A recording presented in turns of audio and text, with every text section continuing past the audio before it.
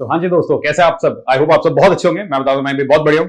तो आज हम स्टार्ट करने जा रहे हैं अपनी सीए फाइनल के सेट सी पेपर 4 की जर्नी। और आज जो जर्नी हम स्टार्ट करने जा रहे हैं वो हम स्टार्ट करने जा रहे हैं आईबीसी 2016 की। तो this is going to be the journey for insolvency in bankruptcy code 2016। And ये आपका CA final set C paper number 4 का जो ऑप्शन आपके लिए आता है आईबीसी का, उसके हिसाब से आपकी तैयारी कराई जाएगी। एंड पूरी कोशिश करी जाएगी कि एक पूरा कोड आपका बहुत बेहतरीन तरीके से मिनिमल टाइम में कवर हो जाए।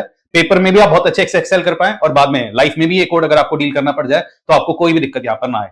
और ये चीज मैं आपको पहले भी कई बार बता चुका हूं, ये वाला जो कोड आपका आता है, ये वाला कोड के अंदर चार्टर्ड अकाउंटेंट्स के लिए बहुत सारी अपॉर्चुनिटीज आज के दिन में है। बहुत सारे सीए हैं जो आज के दिन में स्पेसिफिकली आईबीसी की ही प्रैक्टिस और आईबीसी का ही काम करते हैं। वो अपॉर्चुनिटीज कैसे हैं एंड कैसे उन अपॉर्चुनिटीज को आप ग्रैब कर पाओगे, वो तो जैसे जैसे धीरे धीरे हम इस कोड की बातों में आगे बढ़ेंगे आपको पूरी क्लैरिटी खुद ब खुद मिलती जाएगी। So without any further ado और अपनी आईबीसी 2016 की जर्नी यहां पर हम स्टार्ट करेंगे।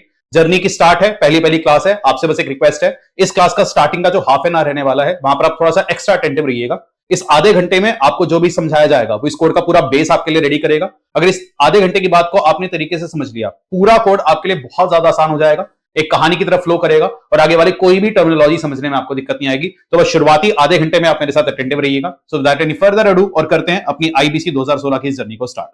तो आते भाई और इस जर्नी के कुछ बेसिक टर्म्स को समझते हैं। जैसे हम बात करते हैं आईबीसी कोड या आईबीसी 2016, यहां पर तीन टर्म्स हमारे लिए आ रही है। एक टर्म तो आ रही है इंसॉल्वेंसी, एक आ रही है बैंक्रप्सी, एक आ रहा है कोड। अब सर ये इंसॉल्वेंसी क्या होती है, ये बैंक्रप्सी क्या होती है और ये कोड क्या होता है? यहां पर वर्ड एक्ट क्यों नहीं आ रहा, कोड का इस्तेमाल क्यों किया गया? इन्हीं कुछ बेसिक टर्म्स को एक बार समझने की कोशिश करते हैं। अगर आप इन टर्म्स को समझ गए तो ये पूरा का पूरा कोड बना कैसे है और इसका बेस क्या रहने वाला है, वहां पर आपकी पूरी की पूरी क्लैरिटी आ जाएगी। So just give me a second and let's understand कि ये कोड एग्जैक्टली आपके लिए यहां पर क्या करने वाला है।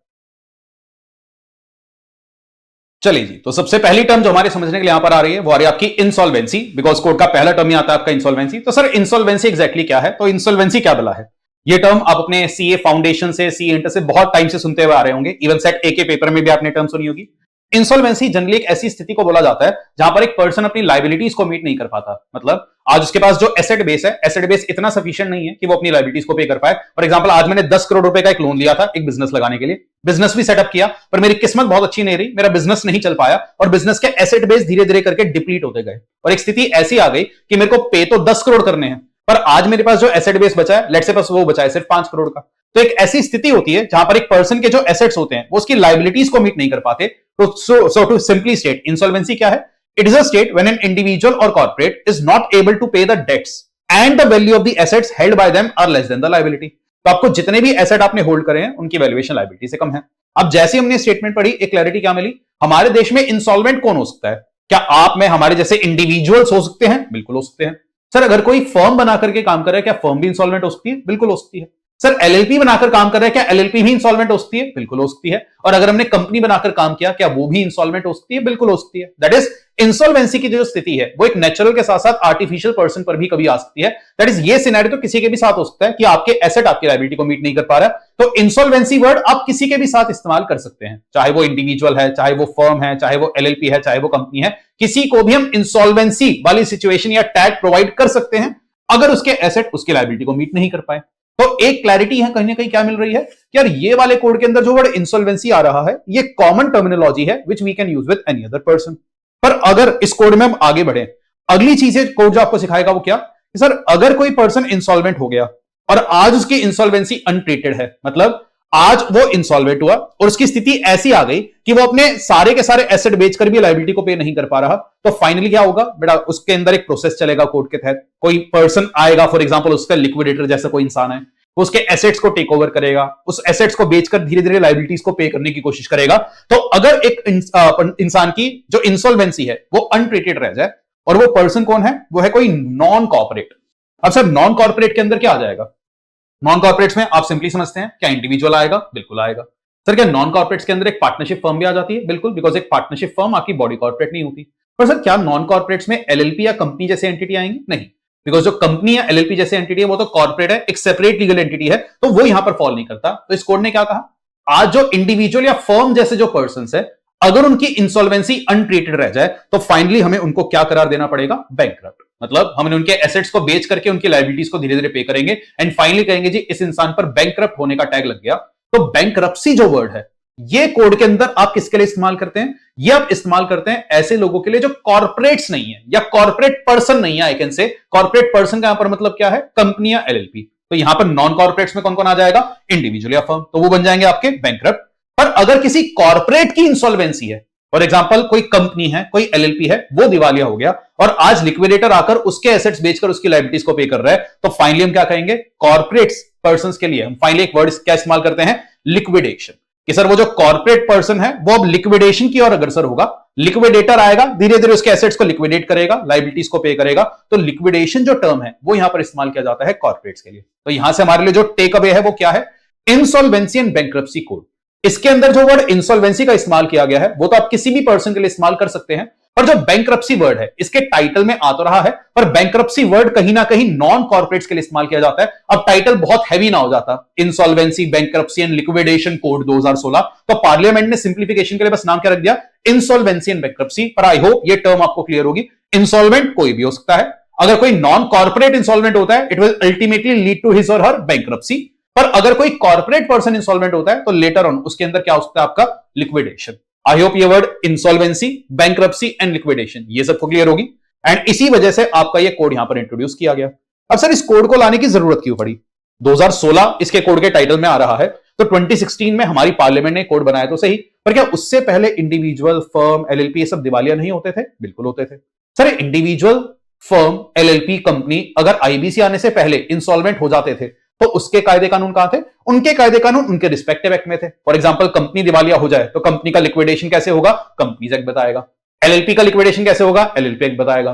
फर्म का लिक्विडेशन कैसे होगा, पार्टनरशिप एक्ट बताएगा। सर इंडिविजुअल इंसॉल्वेंट हो जाए उसके लिए भी कुछ कानून होते हैं, presidential town insolvency act, provincial insolvency code, तो हर किसी के अपने अपने रिस्पेक्टिव कानून थे। तो सर जब पहले से ही कानून थे तो ये नया कोड बनाने की जरूरत क्या पड़ी, बेटा उसकी जरूरत पड़ी ये डेटा, जो डेटा आपकी स्क्रीन पर आ रहा है, क्या वर्ल्ड बैंक ने 2015 के अंदर एक डेटा रिलीज किया, जिसके अंदर वर्ल्ड बैंक ने क्या बताया कि जो देश हैं लाइक यूके, यूएसए, वहां पर अगर कोई भी इंसान दिवालिया होता है तो उससे जो पैसे की रिकवरी जितनी भी जैसे भी हो पाएगी उसकी पूरी की पूरी इंसॉल्वेंसी को ट्रीट करने में लगभग 1 से 1.5 साल लगता है। For example country like UK it takes a timeline of 1 year, countries like USA they take a timeline of 1.5 year. पर जब उन्होंने इंडिया का डेटा रिलीज किया, इंडिया के अंदर क्या बात हाईलाइट हुई कि इंडिया के अंदर एक पर्सन से पैसा रिकवर करने में लग जाते हैं 4 साल से भी ज्यादा। मतलब आज अगर आपसे कोई पैसा ले ले, फॉर एग्जांपल मैंने आपसे कोचिंग का पैसा लिया और बदले में आपको कोचिंग की सर्विसेज प्रोवाइड नहीं करी, तो आप रिफंड के लिए एंटाइटल्ड हो और मैं आपको रिफंड भी नहीं दे रहा, तो इस डेटा के मुताबिक आपको ये रिफंड लेने में भी 4 साल से ज्यादा का समय लग जाएगा, which is a very long duration.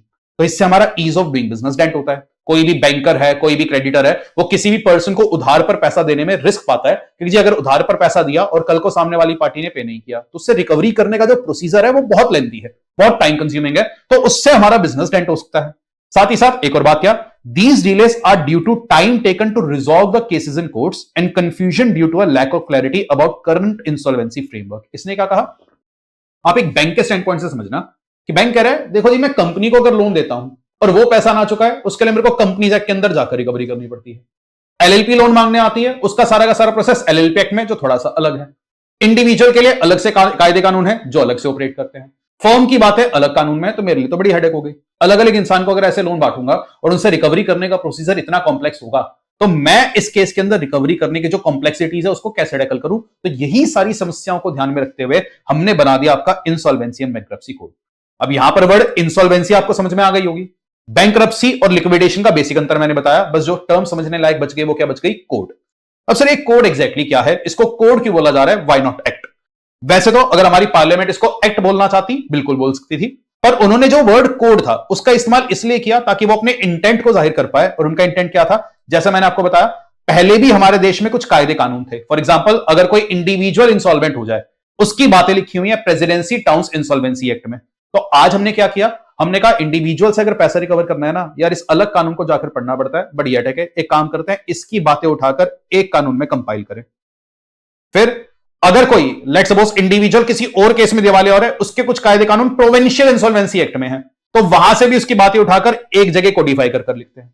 फिर अगली दिक्कत आई यार, अगर लेट सपोज कोई फर्म इंसॉल्वेंट हो रही है, एलएलपी इंसॉल्वेंट हो रही है, कंपनी इंसॉल्वेंट हो रही है, इसके लिए अलग अलग एक्ट थे, दैट इज अलग अलग लोगों से रिकवरी करने की जो बातें थी वो अलग अलग कानूनों में स्कैटर्ड थी। तो हमने सबको कंसोलिडेट करके एक नया कानून बना दिया और उसका नाम कर दिया इंसॉल्वेंसी एंड बैंक्रप्सी कोड।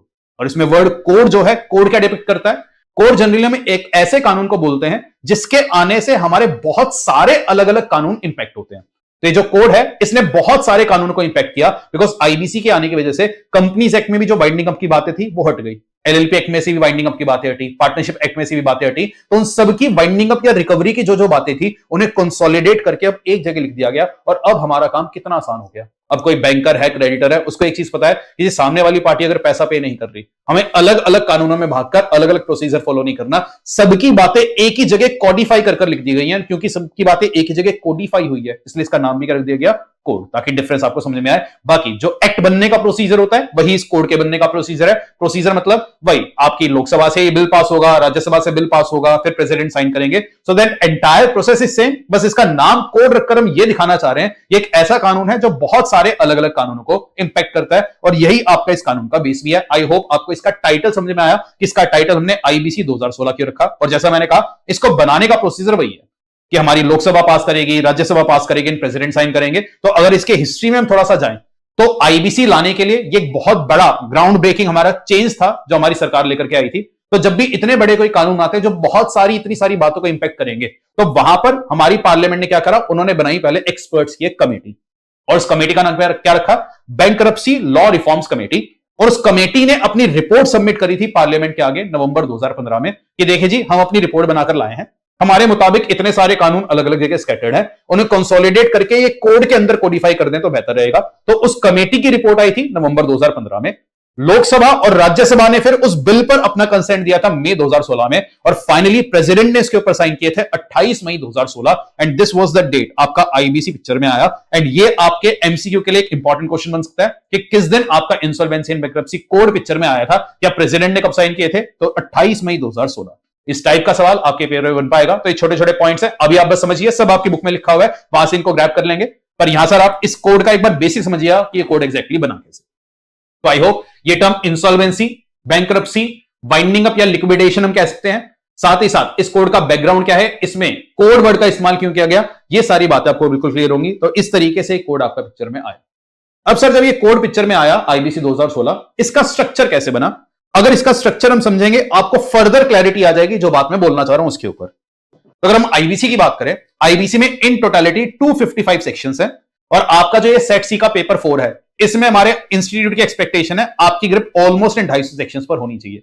और आप बिल्कुल चिंता मत करिए, आपको जो कॉम्पैक्ट बुक यहां पर प्रोवाइड किए गए हैं, यहां पर 250 के 250 सेक्शन है, आपका पूरा आईबीसी का जो सिलेबस है वो 50 से भी कम पेजेस में, और ये मेरी गारंटी है आप मेरे साथ रहकर बस ये 50 पेजेस पर एक बार टाइम डिवोट कर लीजिए, आईबीसी का कोई सेक्शन आपको दिक्कत नहीं देगा, फिर चाहे आप बेयर लॉ चाहे स्टडी मैट में जाकर उसको पढ़ लेना, कोई इशू आपके लिए नहीं आने वाला। तो अगर आईबीसी के स्ट्रक्चर की हम बात करें तो आईबीसी का जो स्ट्रक्चर है इन टोटलिटी यहां पर आ रहे हैं आपके 255 सेक्शन, 255 सेक्शन के अंदर इस पूरे कानून को कोडिफाई किया गया है।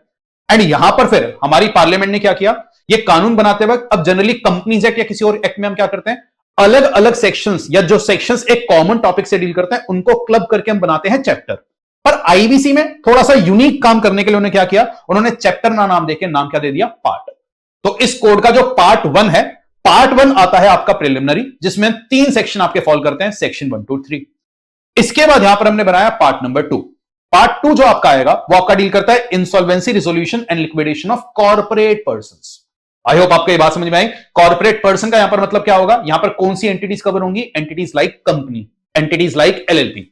अब पूरे आईबीसी में हो सकता है मैं वर्ड कंपनी बोल दूं, पर जब भी मैं कंपनी बोलूं आप समझ जाना मैं कॉर्पोरेट पर्सन को ही यहां पर टारगेट कर रहा हूं। तो यहां पर जो पार्ट 2 बनाया गया, पार्ट 2 पढ़कर आपको यह समझ में आएगा कि किसी कॉर्पोरेट पर्सन की इंसॉल्वेंसी को कैसे ट्रीट किया जाएगा, और उसकी बातें लिखी गई सेक्शन 4 से लेकर सेक्शन 77A तक। तो एक सेक्शन यहां पर है जहां पर हम कॉर्पोरेट पर्सन की इंसॉल्वेंसी इस कोड में कैसे डील होगी वो बातें समझेंगे। एंड अगर आप गेस कर पाएंगे पार्ट 3 में फिर किसकी इंसॉल्वेंसी से डील करते होंगे, non corporates. And non corporates का यहां पर मतलब क्या जाएगा, इंडिविजुअल्स एंड फर्म। तो इंसॉल्वेंसी रिजोल्यूशन, अगर आप देखेंगे ऊपर हमने वर्ड इस्तेमाल किया लिक्विडेशन, पर पार्ट 3 ने वर्ड का इस्तेमाल किया bankruptcy. So insolvency resolution and bankruptcy of individuals and normal partnership firm, और उसकी बातें आई सेक्शन 78 से लेकर 187। सर एक चीज और बताओ, हम ऑलरेडी सेट ए में लॉ के पेपर में स्पॉम के अंदर आईबीसी पढ़कर आ चुके हैं, तो यहां पर अलग क्या है, तो सेम सेम सा लग रहा है। बड़ा यहां पर जो सबसे इंपॉर्टेंट बात अलग आपकी आ रही है वो क्या आ रही है, ये जो पार्ट 2 कॉर्पोरेट पर्सन वाला है, इसके तो काफी हद तक बहुत सारी बातें आपने सेट ए में पढ़ी थी, पर जो पार्ट 3 था वो आपके सेट ए के पेपर में कवर नहीं था। मतलब सेट ए के अंदर पार्ट 3 आपके सिलेबस का हिस्सा था ही नहीं। सर पार्ट ए में सेट सी सिलेबस का हिस्सा क्यों नहीं था? बिकॉज वहां पर ऑलरेडी इतने सारे अदर टॉपिक्स थे, कंपनीज एक्ट था, सिक्योरिटी लॉ था, आपके और भी इकोनॉमिक लॉस थे, तो वहां पर बर्डन हमें इंक्रीज नहीं करना था। और उसका एक और कारण क्या था, ये जो पार्ट 3 आईबीसी का है ये बनकर तैयार तो हो गया, ये सारे सेक्शन आईबीसी के अंदर तो हैं, पर ये सेक्शन ना अभी तक फोर्स में नहीं आए हैं। सर फोर्स में नहीं आए मतलब ये सेक्शन बनकर तैयार हो गए हैं और हमारी पार्लियामेंट ने कानून तो रेडी कर दिया है, पर आज इंडिविजुअल और फर्म अगर इंसॉल्वेंट प्रैक्टिकली आज के दिन में अगर हो जाए तो क्या हम इस कोड के अंदर आकर पार्ट 3 की प्रैक्टिकली बातें फॉलो कर रहे हैं? अभी नहीं कर रहे। अभी भी वही इंडियन पार्टनरशिप एक्ट या presidency towns insolvency act, provincial insolvency code, उन्हीं की बातें लग रही हैं। तो ये पार्ट 3 बनकर रेडी हो तो गया है, पर ये अभी तक कमेंस नहीं हुआ। It has not been entered into force. Sir commence अभी तक क्यों नहीं हुआ? बिकॉज पार्लियामेंट इसकी एक डेट डिसाइड करेगी। पार्लियामेंट ने पावर सीजी को डेलीगेट कर दी है और कहे सीजी जब आप तैयार हो इस पार्ट 3 के प्रावधानों को लागू करने के लिए आप नोटिफिकेशन निकालकर इसके प्रोविजंस को नोटिफाई कर सकते हो, पर सीजी ने अभी तक अपनी इस पावर का इस्तेमाल नहीं किया। तो हम ये सब जो पार्ट 3 की बातें हैं ये सेट ए में क्यों नहीं पढ़ रहे थे? बिकॉज ये अभी तक नोटिफाई नहीं हुई। पर अब जब सेट सी में आईबीसी आपका 100 नंबर का एक पूरा का पूरा पेपर है, तो यहां पर हमारा इंस्टीट्यूट का चाहता है कि आप पार्ट 3 की बातें भी पढ़कर तैयार रखिए। सर पढ़ें क्यों जब अभी तक लागू ही नहीं है? बिकॉज हमें प्रोएक्टिव बेसिस पर तैयार तो होना है। हो सकता है बड़ी जल्दी अगले 1-2-3 साल के अंदर ये बातें लागू हो जाए, और अगर आपने पहले से पढ़ रखी होगी आपको फर्स्ट मूवर एडवांटेज यहां पर मिलेगा। तो इसीलिए ये वाला पार्ट 3 आपके सेट सी का हिस्सा है और ये सबसे मेजर पार्ट यहां पर रहने वाला है कि आज अगर कोई इंडिविजुअल या फर्म दिवालिया हो जाता है तो उसकी इंसॉल्वेंसी को हम कैसे ट्रीट करते हैं, ये सारी बातें भी आपकी बुक में कंपाइल्ड है, इस बैच में हम कवर करेंगे। तो ये पार्ट 3 कंपेरेटिवली पूरा का पूरा आपका नया पार्ट रहने वाला है। फिर पार्ट 4 यहां पर आएगा जहां पर कुछ बेसिक टर्म्स हम सीखेंगे कि सर इंसॉल्वेंसी प्रोफेशनल्स क्या होते हैं, इंसॉल्वेंसी प्रोफेशनल एजेंसीज क्या होती हैं, इंफॉर्मेशन यूटिलिटीज क्या होती हैं। तो कुछ टर्म्स है जो आईबीसी में इस्तेमाल की गई, कुछ एंटिटीज आप कह सकते हैं जो होती हैं, उनका क्या रोल यहां पर रहेगा ये यहां पर हम सीखने वाले हैं। पार्ट ए के आपके पेपर में थोड़ा बहुत ये था, पर जो आपका सेट सी का पेपर है, सॉरी माय मिस्टेक, सेट ए का जो पेपर था वहां पर ये टर्म्स आपने बेसिक सीखी थी, यहां पर थोड़ा सा और इन डेप्थ सीखेंगे। एंड फाइनली यहां पर एक पार्ट आपका आ जाएगा मिसलेनियस। बस इतना सा आपका आईबीसी है, दैट्स इट बस। तो ये आपका आईबीसी का सिलेबस है, सिंपल सा आपका सिलेबस आने वाला है। 250 के लगभग आपको सेक्शंस यहां पर समझने रहेंगे जो आपके 50 से भी कम पेजेस के अंदर कंपाइल्ड है। तो बहुत स्मूथ ये जर्नी होगी, बट बहुत नॉलेजेबल ये जर्नी आपकी रहने वाली है। और मेरी तरफ से ये राय रहेगी, पढ़ाई करते वक्त आपका जो यहां पर टारगेट होना चाहिए वो क्या होना चाहिए? आपका टारगेट सिर्फ ये नहीं होना चाहिए कि यार सेट सी के पेपर में 50 नंबर लाकर पास होना और आगे बढ़ जाना, नहीं। आपको इस कोड को इसी तरीके से पढ़ना है कि अगर सीए बनने के बाद इस कोड की अपॉर्चुनिटी आपके सामने आ जाए, जो आएगी, तो आप उस अपॉर्चुनिटी को ग्रैब करने की सिचुएशन में हो। एक अच्छी कमांड आप इस कोड पर रखिए। तो जब आप इसको पढ़ रहे हैं इसी इंटेंट से पढ़िएगा कि आपको अच्छे से इसकी चीजों को समझना है। And I try my level best कि मिनिमल टाइम में आपकी मैक्सिमम कवरेज यहां पर कराई जाए और एक पूरी ग्रिप आपको इस कोड के ऊपर मिल जाए। तो पूरा का पूरा कोड आपका इस तरीके से 5 पार्ट्स के अंदर डिवाइडेड है। डोंट वरी, ये कुछ भी आपको नोट करने की जरूरत नहीं है, सब कुछ आपकी बुक्स में गिवन है। अभी मैं सिर्फ आपका एक बेस सेट कर रहा हूं आईबीसी के लिए। आई होप ये सब टर्म्स आपको समझ में आ रही होंगी। तो इस तरीके से आपका ये कोड 5 पार्ट्स के अंदर डिवाइडेड है। तो ये कोड का एक बैकग्राउंड आपके लिए यहां पर आया है। तो जितनी बातें अभी तक समझी उसको एक बार बुक से भी कंपाइल करते हैं, बुक से इन टर्म्स को समझते हैं, फिर आगे वाली बातों पर हम जाएंगे। Just give me a second. हाँ जी बच्चों, अगर आप अपनी बुक में आपके सबसे पहले चैप्टर नंबर 1 पर आएंगे, जो आपका पार्ट 1 है सकता है, जो प्रिलिमिनरी से डील करता है। तो पार्ट 1 आपका जो प्रिलिमिनरी है वहां पर यही सारा बैकग्राउंड आपको दिया गया है कि एक बैंक्रप्सी लॉ रिफॉर्म्स कमेटी यहां पर बनी थी। 4 नवंबर 2015 को उसकी रिपोर्ट आई। मई 2016 में लोकसभा राज्यसभा ने इस बिल को पास किया एंड फाइनली प्रेसिडेंट के साइन यहां पर आए थे 28 मई 2016। ये आपके एमसीयू के लिए एक इंपॉर्टेंट पॉइंट होगा। नीचे आपको कोड का वही पूरा स्ट्रक्चर दिया गया है कि 5 पार्ट्स में पूरा कोड डिवाइडेड है। पार्ट 1 प्रिलिमिनरी, जहां पर इस कोड की बेसिक बातें आपको बताई जाएंगी, टाइटल क्या है, कहां कहां अप्लाई करेगा, एटसेट्रा एटसेट्रा। फिर कॉर्पोरेट पर्संस की बातें पार्ट 2 में आएंगी, इंडिविजुअल फर्म की बातें पार्ट 3 में आएंगी। फाइनली कुछ बेसिक टर्म्स लाइक आपकी इंसॉल्वेंसी एजेंसीज क्या होती हैं एंड मिसलेनियस। 5 पार्ट्स में आपका पूरा एक कोड डिवाइडेड है। अगली बात आपने ऑलरेडी सीखी कि इंसॉल्वेंसी क्या है। एक ऐसी सिचुएशन जहां पर आपके एसेट्स आपकी लायबिलिटीज को मीट करने के लिए इनफ नहीं है। अगर एक इंडिविजुअल या फर्म की इंसॉल्वेंसी अनट्रीटेड रह जाए तो वो इंसान तो क्या होता है? बैंकरप्ट। और अगर किसी कंपनी की या लेट्स सपोज किसी एलएलपी की या किसी कॉर्पोरेट पर्सन की इंसॉल्वेंसी अनट्रीटेड रह जाए तो वो क्या होता है? Finally liquidate. तो ये टर्म्स हमने यहां पर सीखी। आपका आ रहा है इस कोड का एक प्रीएम्बल। अब इस कोड को आगे पढ़ने जाएंगे, उससे पहले कोड का प्रीएम्बल है। उस पर जाने से पहले भी हमने आपको इस कोड का एक स्ट्रक्चर सिखाया कि 5 पार्ट्स में कोड डिवाइडेड है। वो स्ट्रक्चर आपको आपकी बुक के इंडेक्स में भी गिवन है। तो अगर आप अपनी बुक के बिल्कुल स्टार्टिंग में आएंगे, वहां पर आपका पूरा इंडेक्स गिवन है। क्या आप इस कॉम्पैक्ट बुक में क्या क्या कवर करने वाले हो, इस इंडेक्स में भी थोड़ी सी एक्स्ट्रा बातें। एक बार मैं चाहूंगा आप अपनी बुक के इंडेक्स पर आ जाइए और उसको समझने की कोशिश करते हैं। जैसे मैंने आपको बताया पूरा का पूरा कोड आपका 5 पार्ट्स में डिवाइडेड है। यही वो 5 पार्ट्स आ रहे हैं। पार्ट 1 जो आपका आएगा वो आएगा प्रिलिमिनरी का, जहां पर इन टोटलिटी 3 ही सेक्शंस आपके फॉल करते हैं। पार्ट 2 जो आएगा वो आपका आएगा कॉर्पोरेट पर्सन, और हम भी अपने सिलेबस के अंदर इसी फ्लो में चलेंगे। प्रिलिमिनरी की बातें सीख के हम पहले कॉर्पोरेट पर्सन की इंसॉल्वेंसी सीखेंगे, फिर हम जाएंगे इंडिविजुअल्स वाले प्रावधान पर। तो कॉर्पोरेट पर्संस की इंसॉल्वेंसी की बातें यहां पर आएंगी। ये जो बातें हैं ये आपकी सेक्शन 4 से लेकर 77A में कोडिफाइड तो हैं, पर पार्लियामेंट ने कानून बनाते वक्त क्या किया, उन्होंने इस कोड की बातों को या पार्ट 2 की बातों को डिवाइड किया अलग अलग चैप्टर्स में। अब यहां पर पार्लियामेंट ने एक यूनिक अप्रोच अपनाई। जनरली क्या होता है, अगर आपने कंपनीज एक्ट 2013 थोड़ा ध्यान से पढ़ा होगा, कॉमन सेक्शंस को क्लब करके वहां पर चैप्टर बनाया गया था, और चैप्टर को अगर पार्लियामेंट सब डिवाइड करती थी तो वो पार्ट्स बनाती थी। जैसे कंपनीज एक्ट के अंदर एक चैप्टर आता है, chapter 3 prospectus and allotment of security, उसका पार्ट 1 पब्लिक ऑफर से डील करता है, पार्ट 2 प्राइवेट प्लेसमेंट से।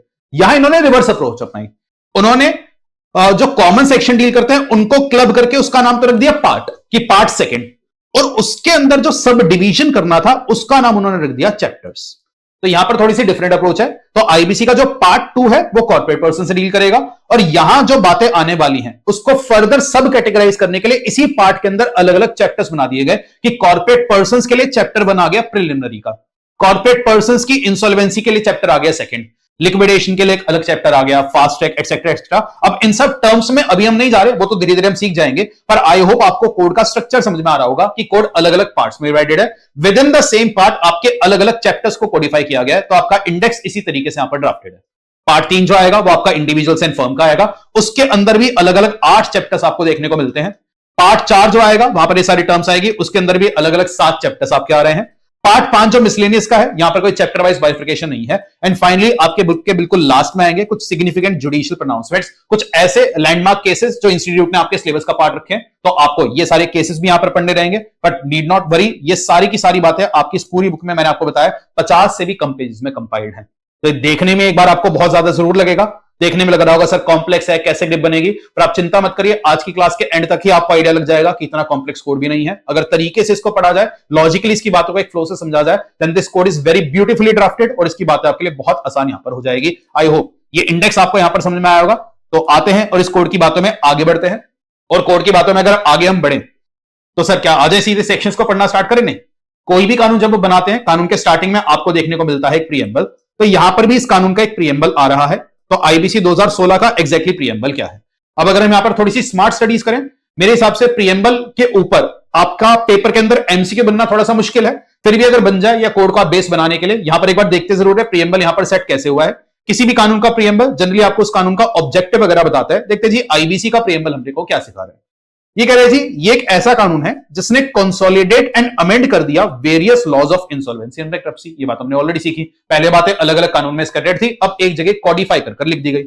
टाइम बाउंड रिजोल्यूशन, कि आज अगर कोई पर्सन इंसॉल्वेंट हो जाए तो उससे रिकवरी करने का जो मैकेनिज्म है वो टाइम बाउंड हो, एक समय के अंदर अंदर उससे रिकवरी हो पाए। मैक्सिमाइजेशन ऑफ वैल्यू, जितनी जल्दी उससे रिकवरी होगी उतनी जल्दी उसके एसेट्स की एक अच्छी वैल्यू रिलाइज हो पाएगी। फॉर एग्जांपल आज कोई कंपनी बंद हो गई, उसकी फैक्ट्री ठप पड़ी है, अब अगर फैक्ट्री हम 4 साल बाद बेचेंगे तो most of the assets depreciate हो चुके होंगे। तो जितनी जल्दी हम एसेट को बेचकर रिकवरी कर पाएंगे उतनी ज्यादा वैल्यू हमारे बैंकर्स को या क्रेडिटर्स को यहां पर मिल पाएगी। तो ये भी इसका एक टारगेट है। Entrepreneurship and availability of credit promote होगा। सर ये कैसे प्रमोट हो रहा है? ये प्रमोट ऐसे हो रहा है कि अब बैंक किसी को भी पैसा देने में इतना ज्यादा नहीं कतराएंगे। पहले वो कहते थे रिकवरी करने में 4-4 साल लग जाया करते थे, अब रिकवरी क्योंकि फास्ट है तो बैंकर को पता है जी अगर डिफॉल्ट किया तो देख भाई डिफॉल्ट करते तेरे को घसीट कर आईबीसी में ले आएंगे और बहुत फास्ट पेस पर रिकवरी करेंगे, तो मार्केट में क्रेडिट अवेलेबिलिटी अब आसान हो जाएगी।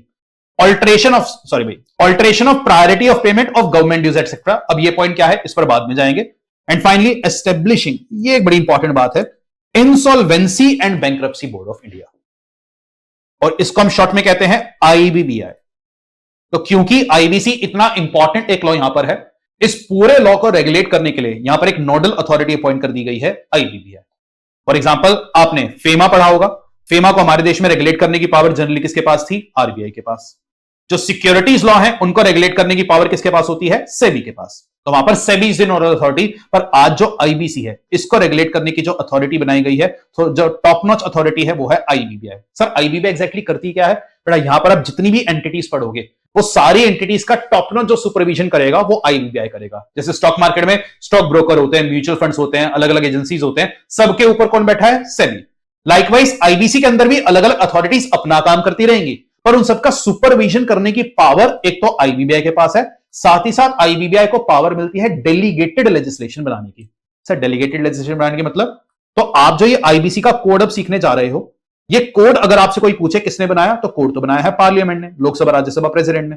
पर पार्लियामेंट एक कानून के अंदर कभी कभी कुछ पावर कर देती है डेलीगेट। तो ये जो पार्लियामेंट ने कानून बनाया इसको तो हम लीगल भाषा में कह देते हैं पेरेंट लॉ या पेरेंट लेजिस्लेशन, पर उसके अंदर कभी कभी ना कुछ पावर्स डेलीगेट हो जाती हैं। अब पार्लियामेंट ने इस पूरे कोड में कुछ पावर कभी कभी तो डेलीगेट करी है सेंट्रल गवर्नमेंट को, तो जो पावर सेंट्रल गवर्नमेंट को डेलीगेटेड है उन सारी पावर्स के लिए सीजी क्या बनाता है, रूल्स। और कभी कभी पार्लियामेंट कुछ पावर डेलीगेट कर देगा आईबीबीआई कि आईबीबीआई ये वाली बात आप बता देना, तो उसके लिए आईबीबीआई आपका क्या बनाएगा, रेगुलेशंस। तो अगर आप कभी भी आईबीसी का बेयर लॉ खोलकर पढ़ते हो, वहां पर आईबीसी के जो मेन सेक्शंस आपको देखने को मिलेंगे वो तो बनाए हमारी पार्लियामेंट ने, उसके अंदर जो रूल्स देखने को मिलेंगे वो बनाए हमारी सीजी ने, और उसके अंदर जो रेगुलेशंस देखने को मिलेंगी वो बनाई है आपकी आईबीबीआई ने। और IBBI is the nodal authority, तो इसको यहां पर आईबीसी के तहत किया गया एस्टेब्लिश। और बेटा ये आपकी सबसे मेन अथॉरिटी यहां पर आने वाली है, और आईबीबीआई अपना काम बहुत बेहतरीन तरीके से करती है। और इस बैच का आपको और ज्यादा फायदा मिल पाए तो मैं आपको एक दो वेबसाइट्स के लिंक बता रहा हूं, आप पैरेलली अगर चाहें उन वेबसाइट्स को रेफर कर पाएंगे, तो आपके लिए बहुत ज्यादा हेल्पफुल रहने वाला है। तो अगर हम आईबीबीआई की बात करें तो ये आईबीबीआई की आपकी ऑफिशियल वेबसाइट आ रही है, insolvency and bankruptcy board of India. तो यहां पर आपको आईबीसी से संबंधित सारा ज्ञान मिल जाएगा। दैट इज लेटेस्ट कौन से केस लॉज आए हैं, लेटेस्ट कौन से सर्कुलर आए हैं, जो पॉइंट आपके लिए ज्यादा रेलेवेंट हो सकता है वो होता है यहां पर लीगल फ्रेमवर्क का। तो अगर आप लीगल फ्रेमवर्क में जाएंगे, यहां पर आपको एक्ट देखने को मिल रहा है। एक्ट तो किसने बनाया है, पार्लियामेंट ने। रूल्स किसने बनाए होंगे, सीजी ने। रेगुलेशंस किसने बनाई है, आईबीबीआई। सर्कुलर नोटिफिकेशन ठीक है टाइम टू टाइम आपके आते रहते हैं, पर यहां पर अगर हम एक्ट पर क्लिक करेंगे, ये आ गया आपका आईबीसी का मेन एक्ट। तो आईबीसी का जो मेन कोड बना था वो 2016 वाला, उसमें over a period of time जो अमेंडमेंट्स आई हैं वो सारी अमेंडमेंट्स में यहां पर अवेलेबल है। आईबीसी को जो लास्ट अमेंड किया गया था वो किया गया था 2021 में, तो 2021 का अपडेटेड आईबीसी यहां से आपको मिल जाएगा। तो अगर आप यहां पर आएंगे तो यहां पर आपको देखने को मिल रहा है insolvency and bankruptcy code updated up to 12 अगस्त 2021। यहां से अगर आप इसकी पीडीएफ डाउनलोड कर लेंगे, आपके पास आईबीसी का बेयर लॉ आ जाएगा। सर ये पॉइंट हमें क्यों बता रहे हो, क्योंकि अब हम आईबीसी को अपनी कॉम्पैक्ट बुक से मिनिमल टाइम में पढ़ेंगे, पर कोई भी सेक्शन पढ़ने के बाद ये मेरी गारंटी आपके लिए है, आप उसको इस मेन बेयर लॉ में जाकर अगर बेयर लॉ से भी रीड करना चाहे कर लेना, आपके लिए वो सेक्शन भी हो जाएगा आसान। मतलब यहां से पढ़ने के बाद अगर आप बाद में बेयर लॉ से भी सेम पॉइंट को पढ़ते हैं, आपको एक डर क्या लग रहा होगा, सर कॉम्पैक्ट बुक में पूरा कानून आपने 50 पेजेस से कम में कंपाइल कर दिया, क्या हमें बाद में मेन आईबीसी की बातें समझ भी आएंगी नहीं। तो बेटा उसको साथ साथ पैरेलली आप टेस्ट करते चलना। अगर एक पीडीएफ पढ़ना या इसमें से सेक्शन ढूंढना आपको मुश्किल लगे, तो एक दूसरा सोर्स मैं आपको और बता रहा हूं, आप जाइएगा एमसीए की वेबसाइट पर। एमसीए की वेबसाइट पर ऊपर एक टैब आता है एक्ट एंड रूल्स का, यहां पर जैसे आप एक्ट पर क्लिक करेंगे तो यहां पर आपको मिल जाएगा इंसॉल्वेंसी एंड बैंक्रप्सी कोड 2016। ये आ गया आपकी आईबीसी की ई बुक। तो एमसीए ने जैसे कंपनीज एक्ट की ई बुक रिलीज की हुई है, लाइकवाइज उन्होंने आईबीसी की भी ई बुक रिलीज की है, जहां पर आपका पार्ट 1 आ गया प्रिलिमिनरी, पार्ट 2 आ गया कॉर्पोरेट पर्संस का जो वेरियस चैप्टर्स में डिवाइडेड है, पार्ट 3 इंडिविजुअल्स का आ गया, पार्ट 4 आ गया, पार्ट 5 मिसलेनियस, एंड फाइनली यहां पर एंड में आ जाते हैं कुछ शेड्यूल्स। तो यहां पर अगर आपका कोई भी सेक्शन पढ़ने का मन करे इन अ मोर फ्रेगमेंटेड मैनर, यहां से आकर भी आप उस सेक्शन को रेफर कर पाएंगे। फॉर एग्जांपल पार्ट 1 आया प्रिलिमिनरी का, प्रिलिमिनरी का सेक्शन नंबर 1 आया short title extend and commencement, और उसने बता दिया जी इस एक्ट का जो टाइटल है वो आपका हो जाएगा आईबीसी 2016, पूरे के पूरे इंडिया पर अप्लाई करेगा। और यहां पर सीजी को एक पावर दे दी गई है कि आप इसके प्रावधानों को धीरे धीरे करके फोर्स में ला सकते हो, एंड सीजी ने इसी वजह से अभी तक इंडिविजुअल और फर्म वाली बातों को नोटिफाई नहीं किया है। सीजी को जब सही लगेगा वो उसको नोटिफाई कर देंगे। तो ये आपका सेक्शन नंबर 1 आ गया। सेक्शन 2 के अंदर आपकी एप्लीकेशन यहां पर दी गई कि जी ये कानून किस किस पर अप्लाई करेगा, एंड फाइनली सेक्शन 3 यहां पर आ गया डेफिनेशंस का। और सर हर कानून में सेक्शन 2 डेफिनेशन का हो ये जरूरी नहीं होता, आईबीसी इसका परफेक्ट एग्जांपल है। एंड एक छोटी सी बात, पार्ट 1 प्रिलिमिनरी में आपके 3 ही सेक्शन है, पर जो 3 सेक्शंस आप देख रहे हैं इन सेक्शन में जो भी बातें हैं कि ये कब से फोर्स में आएगा, किस किस पर अप्लाई करेगा, क्या ये सिर्फ कॉर्पोरेट पर्संस के लिए है, इंडिविजुअल्स के लिए, पूरे कोड के लिए, this is for the entire code. तो यहां पर ये जो 3 सेक्शन आप देख रहे हो ये आपका कोड का पूरा बेस सेट कर रहा है, और पूरे कोड पर ये 3 सेक्शन आपके अप्लाई करते हैं, और ये तीनों सेक्शन ही आपकी कॉम्पैक्ट बुक के अंदर समराइज्ड भी है। अगर आप कॉम्पैक्ट बुक में आएंगे, कॉम्पैक्ट बुक के प्रिलिमिनरी वाले चैप्टर में आपको जो पहली बात देखने को क्या मिली कि ये वाला कोड आपका अप्लाई करेगा पूरे के पूरे इंडिया पर। ये बात आपकी निकल करके आई कहां से, सेक्शन नंबर 1 से। अगर रेफरेंस के लिए आप लिखना चाहो लिख सकते हो, not important for exam. Second बात जो यहां पर आई, ये कोड अप्लाई किस पर करेगा, ये बात कहां से निकल कर आई, सेक्शन नंबर 2 से। एंड नीचे फिर कुछ डेफिनेशंस आपको देखने को मिल रही हैं, ये आ रहा आपका सेक्शन नंबर 3। तो यही आपका बुक का या कॉम्पैक्ट बुक का पहला चैप्टर है, चैप्टर नंबर 1 प्रिलिमिनरी, जहां पर आपके सारे के सारे सेक्शंस किए गए हैं कोडिफाई। तो बड़ा यहां पर आए आपके 3 सेक्शन, एक एक करके इन सेक्शंस को भी समझ कर लेते हैं। तो कोड तो आपका अप्लाई कर गया पूरे इंडिया पर। अगली बात, ये कोड अप्लाई करेगा किस किस पर्सन के ऊपर, तो ये कोड आपका अप्लाई करेगा कंपनीज पर भी, ये कोड आपका अप्लाई करेगा एलएलपीज पर भी, ये कोड आपका अप्लाई करेगा company under the special act. Sir company पहला वाला पॉइंट और ये तीसरे वाले पॉइंट में क्या डिफरेंस है, पहले पॉइंट में तो कंपनीज आती हैं जो आपकी कंपनीज एक्ट 2013 में बनी है, पर आज अगर कोई ऐसी कंपनी है जो किसी स्पेशल एक्ट के तहत बनी है, तो क्या उसके ऊपर भी एक कोड अप्लाई कर सकता है? बिल्कुल कर सकता है। तो आज अगर किसी कंपनी का गठन किसी स्पेशल एक्ट में कर दिया जाए, कंपनी जैसी एंटिटी का गठन, for example entities like LIC, जिसको अलग एक्ट में बनाया जा रहा है, या कोई और अगर इस टाइप की एंटिटी आपको देखने को मिलती है, वो भी इस कोड के अंदर फॉल कर सकती हैं। तो ध्यान रखना, यहां पर कंपनीज एक्ट वाली कंपनी भी कवर्ड है, एलएलपी और कंपनी इन, या फाइनली इसने क्या कहा, एनी अदर बॉडी कॉर्पोरेट जिसको सीजी कर देगा नोटिफाई। तो अगर इनके अलावा भी कोई बॉडी कॉर्पोरेट है जिसको सीजी नोटिफाई करता है, अब नोटिफाई करने के लिए सीजी क्या लाएगा, एक ऑफिशियल गैजेट में नोटिफिकेशन। तो नोटिफिकेशन का काम करती है वो, सीजी की तरफ से एक ऑफिशियल कम्युनिकेशन होता है कि ये वाला प्रावधान मैं इस दिन से फोर्स में ला रहा हूं। सर वहां पर एक वर्ड आ रहा था सर्कुलर, सर्कुलर क्या करता है? सर्कुलर बेटा बस क्लैरिटी के लिए आता है कि किसी प्रावधान के ऊपर सेंट्रल गवर्नमेंट अपना स्टैंड क्लैरिफाई कर रही है कि जी हमारा स्टैंड ये है, तो वो सिर्फ क्लैरिटी के लिए आपको प्रोवाइड किया जाता है, तो वो होता है आपका सर्कुलर। तो नेट नेट ये आपका अप्लाई कर रहा है कंपनीज, एलएलपी या कंपनी जैसी एंटिटीज, और इन सबको मिलाकर इस कोड में हम एक नाम क्या दे देंगे, कॉर्पोरेट पर्सन। ये सब आपके क्या हो जाते हैं, कॉर्पोरेट पर्सन। और जो आपका पार्ट 2 आईबीसी का होगा वो कॉर्पोरेट पर्सन से डील करता है, तो ये हो जाते हैं आपके कॉर्पोरेट पर्सन। और मैं फिर से माफी चाहूंगा, सर क्या हो गया, इस पूरे कानून में अगर आगे मैं वर्ड कंपनी बोलता जाऊं तो आप समझ जाना मैं रेफर किसको कर रहा हूं, कॉर्पोरेट पर्सन को। तो बस इसी चीज का आप ध्यान रखेंगे। और साथ ही साथ ये कोड किस पर अप्लाई कर रहा है, ये अप्लाई कर रहा है आपकी partnership firm, proprietorship firm, individuals पर। और एक और टर्म यहां पर आ रही है, personal guarantor to corporate debtor. I hope individual और ये फर्म, ये वर्ड तो आपको समझ में आ गया। अब ये personal guarantor to corporate debtor क्या है, थोड़ा सा बस आप पेशेंस रखना, आज ही की क्लास में ये टर्म भी आपके लिए क्लैरिफाई हो जाएगी। इन नटशेल बस क्या कह दूं, आज कोई कॉर्पोरेट पर्सन है, फॉर एग्जांपल कोई कंपनी है, कंपनी ने बैंक से कोई उधार लिया था जिसके लिए किसी पर्सन ने उस बैंक को दी थी गारंटी। दैट इज, आज कोई कंपनी है, कंपनी ने बैंक से एक लोन लिया था और इस लोन के लिए इस पर्सन ने दी थी गारंटी। फॉर एग्जांपल कंपनी यहां पर आपके आ रही है, let's say Reliance power. Reliance power ने किसी बैंक से उधार लिया जिसके लिए अनिल अंबानी जी ने उस बैंक को क्या दी, गारंटी। यार चिंता मत करो, अगर कंपनी पैसा पे नहीं करेगी मैं पे करूंगा, सेपरेट लीगल एंटिटी, तो आई एम देयर। तो इसको हम क्या बोल देंगे, personal guarantor to corporate debtor, कि इस पर्सन ने एक कॉर्पोरेट के लिए अपनी पर्सनल गारंटी दी हुई है, इसके लिए टर्म इस्तेमाल है। बाकी इस पर थोड़ा सा और लाइट हम थ्रो करेंगे इसी आज ही की वाली क्लास में, डोंट वरी। तो इनके ऊपर भी आपका ये वाला कानून अप्लाई कर सकता है। अब कैसे कैसे अप्लाई करेगा उस पर हम जाएंगे आगे, पर ये सेक्शन 1 और 2 इस कोड का आया। एंड फाइनली आया आपका सेक्शन नंबर 3, जिसके साथ आपका पहला चैप्टर प्रिलिमिनरी हो जाएगा समाप्त। क्या बात कर रहे हो सर, इतनी जल्दी? बिल्कुल। तो यहां पर आपका आ रहा है सेक्शन 3, जहां पर आपको इंपॉर्टेंट डेफिनेशंस देखने को मिलेगी। अब आपके लिए खास बात, अब आईबीसी में अगर आप आगे बढ़ेंगे तो हमारा पार्ट 1 तो आता है जिसमें सेक्शन 1 से लेकर सेक्शन 3 था। इसके साथ पार्ट 1 हमारा समाप्त हो जाएगा, जो हमारी बुक का चैप्टर नंबर 1 भी है। इसके बाद हम जाएंगे अपने आईबीसी के पार्ट 2 पर। पार्ट 2 में हम सारी बातें जो सीखने जा रहे हैं वो हम बातें सीखेंगे कॉर्पोरेट पर्संस के लिए। तो ये बात तो समझ में आ गई थी, हमने समझा। तो जब कॉर्पोरेट पर्सन की बातों में हम आगे बढ़ेंगे, just give me a second, एक सेकंड दो। चलिए, तो जैसे हम कॉर्पोरेट पर्संस की बातों में आगे बढ़ेंगे, वहां पर और भी कुछ डेफिनेशंस आपको देखने को मिल रही हैं।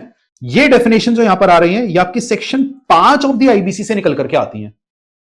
मतलब अगर हम आईबीसी में थोड़ा सा ध्यान से जाएं तो आईबीसी में आपको जो पार्ट 1 है वहां पर सेक्शन 3 में भी डेफिनेशन दी हुई है, पार्ट 2 के सेक्शन 5 में भी डेफिनेशंस हैं, और इसी आईबीसी के जब पार्ट 3 में हम इंडिविजुअल और फॉर्म्स वाली बातें सीखेंगे, वहां पर जैसे आप जाएंगे वहां पर आपको सेक्शन 79 के अंदर भी कुछ डेफिनेशंस देखने को मिल रही हैं।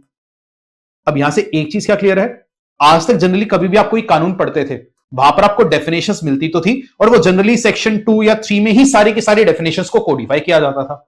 आईबीसी ने एक डिफरेंट अप्रोच अपनाया, उसने कुछ डेफिनेशन तो दी हैं जो सेक्शन 3 के अंदर है, फिर कुछ डेफिनेशन सेक्शन 5 पार्ट 2 जो कॉर्पोरेट पर्संस का है वहां पर है, एंड फिर कुछ डेफिनेशंस पार्ट 3 जो आपका इंडिविजुअल्स एंड फर्म का है उनका है, और सेक्शन 3 तो आपका पार्ट 1 प्रिलिमिनरी का आ गया। एक बात जो आप समझ गए होंगे, क्या सेक्शन 3 में आपकी जितनी भी वर्ड्स की डेफिनेशन दी गई हैं ये किसी स्पेसिफिक पर्सन के लिए है, पूरे कोड के लिए है, पूरे कोड के लिए है।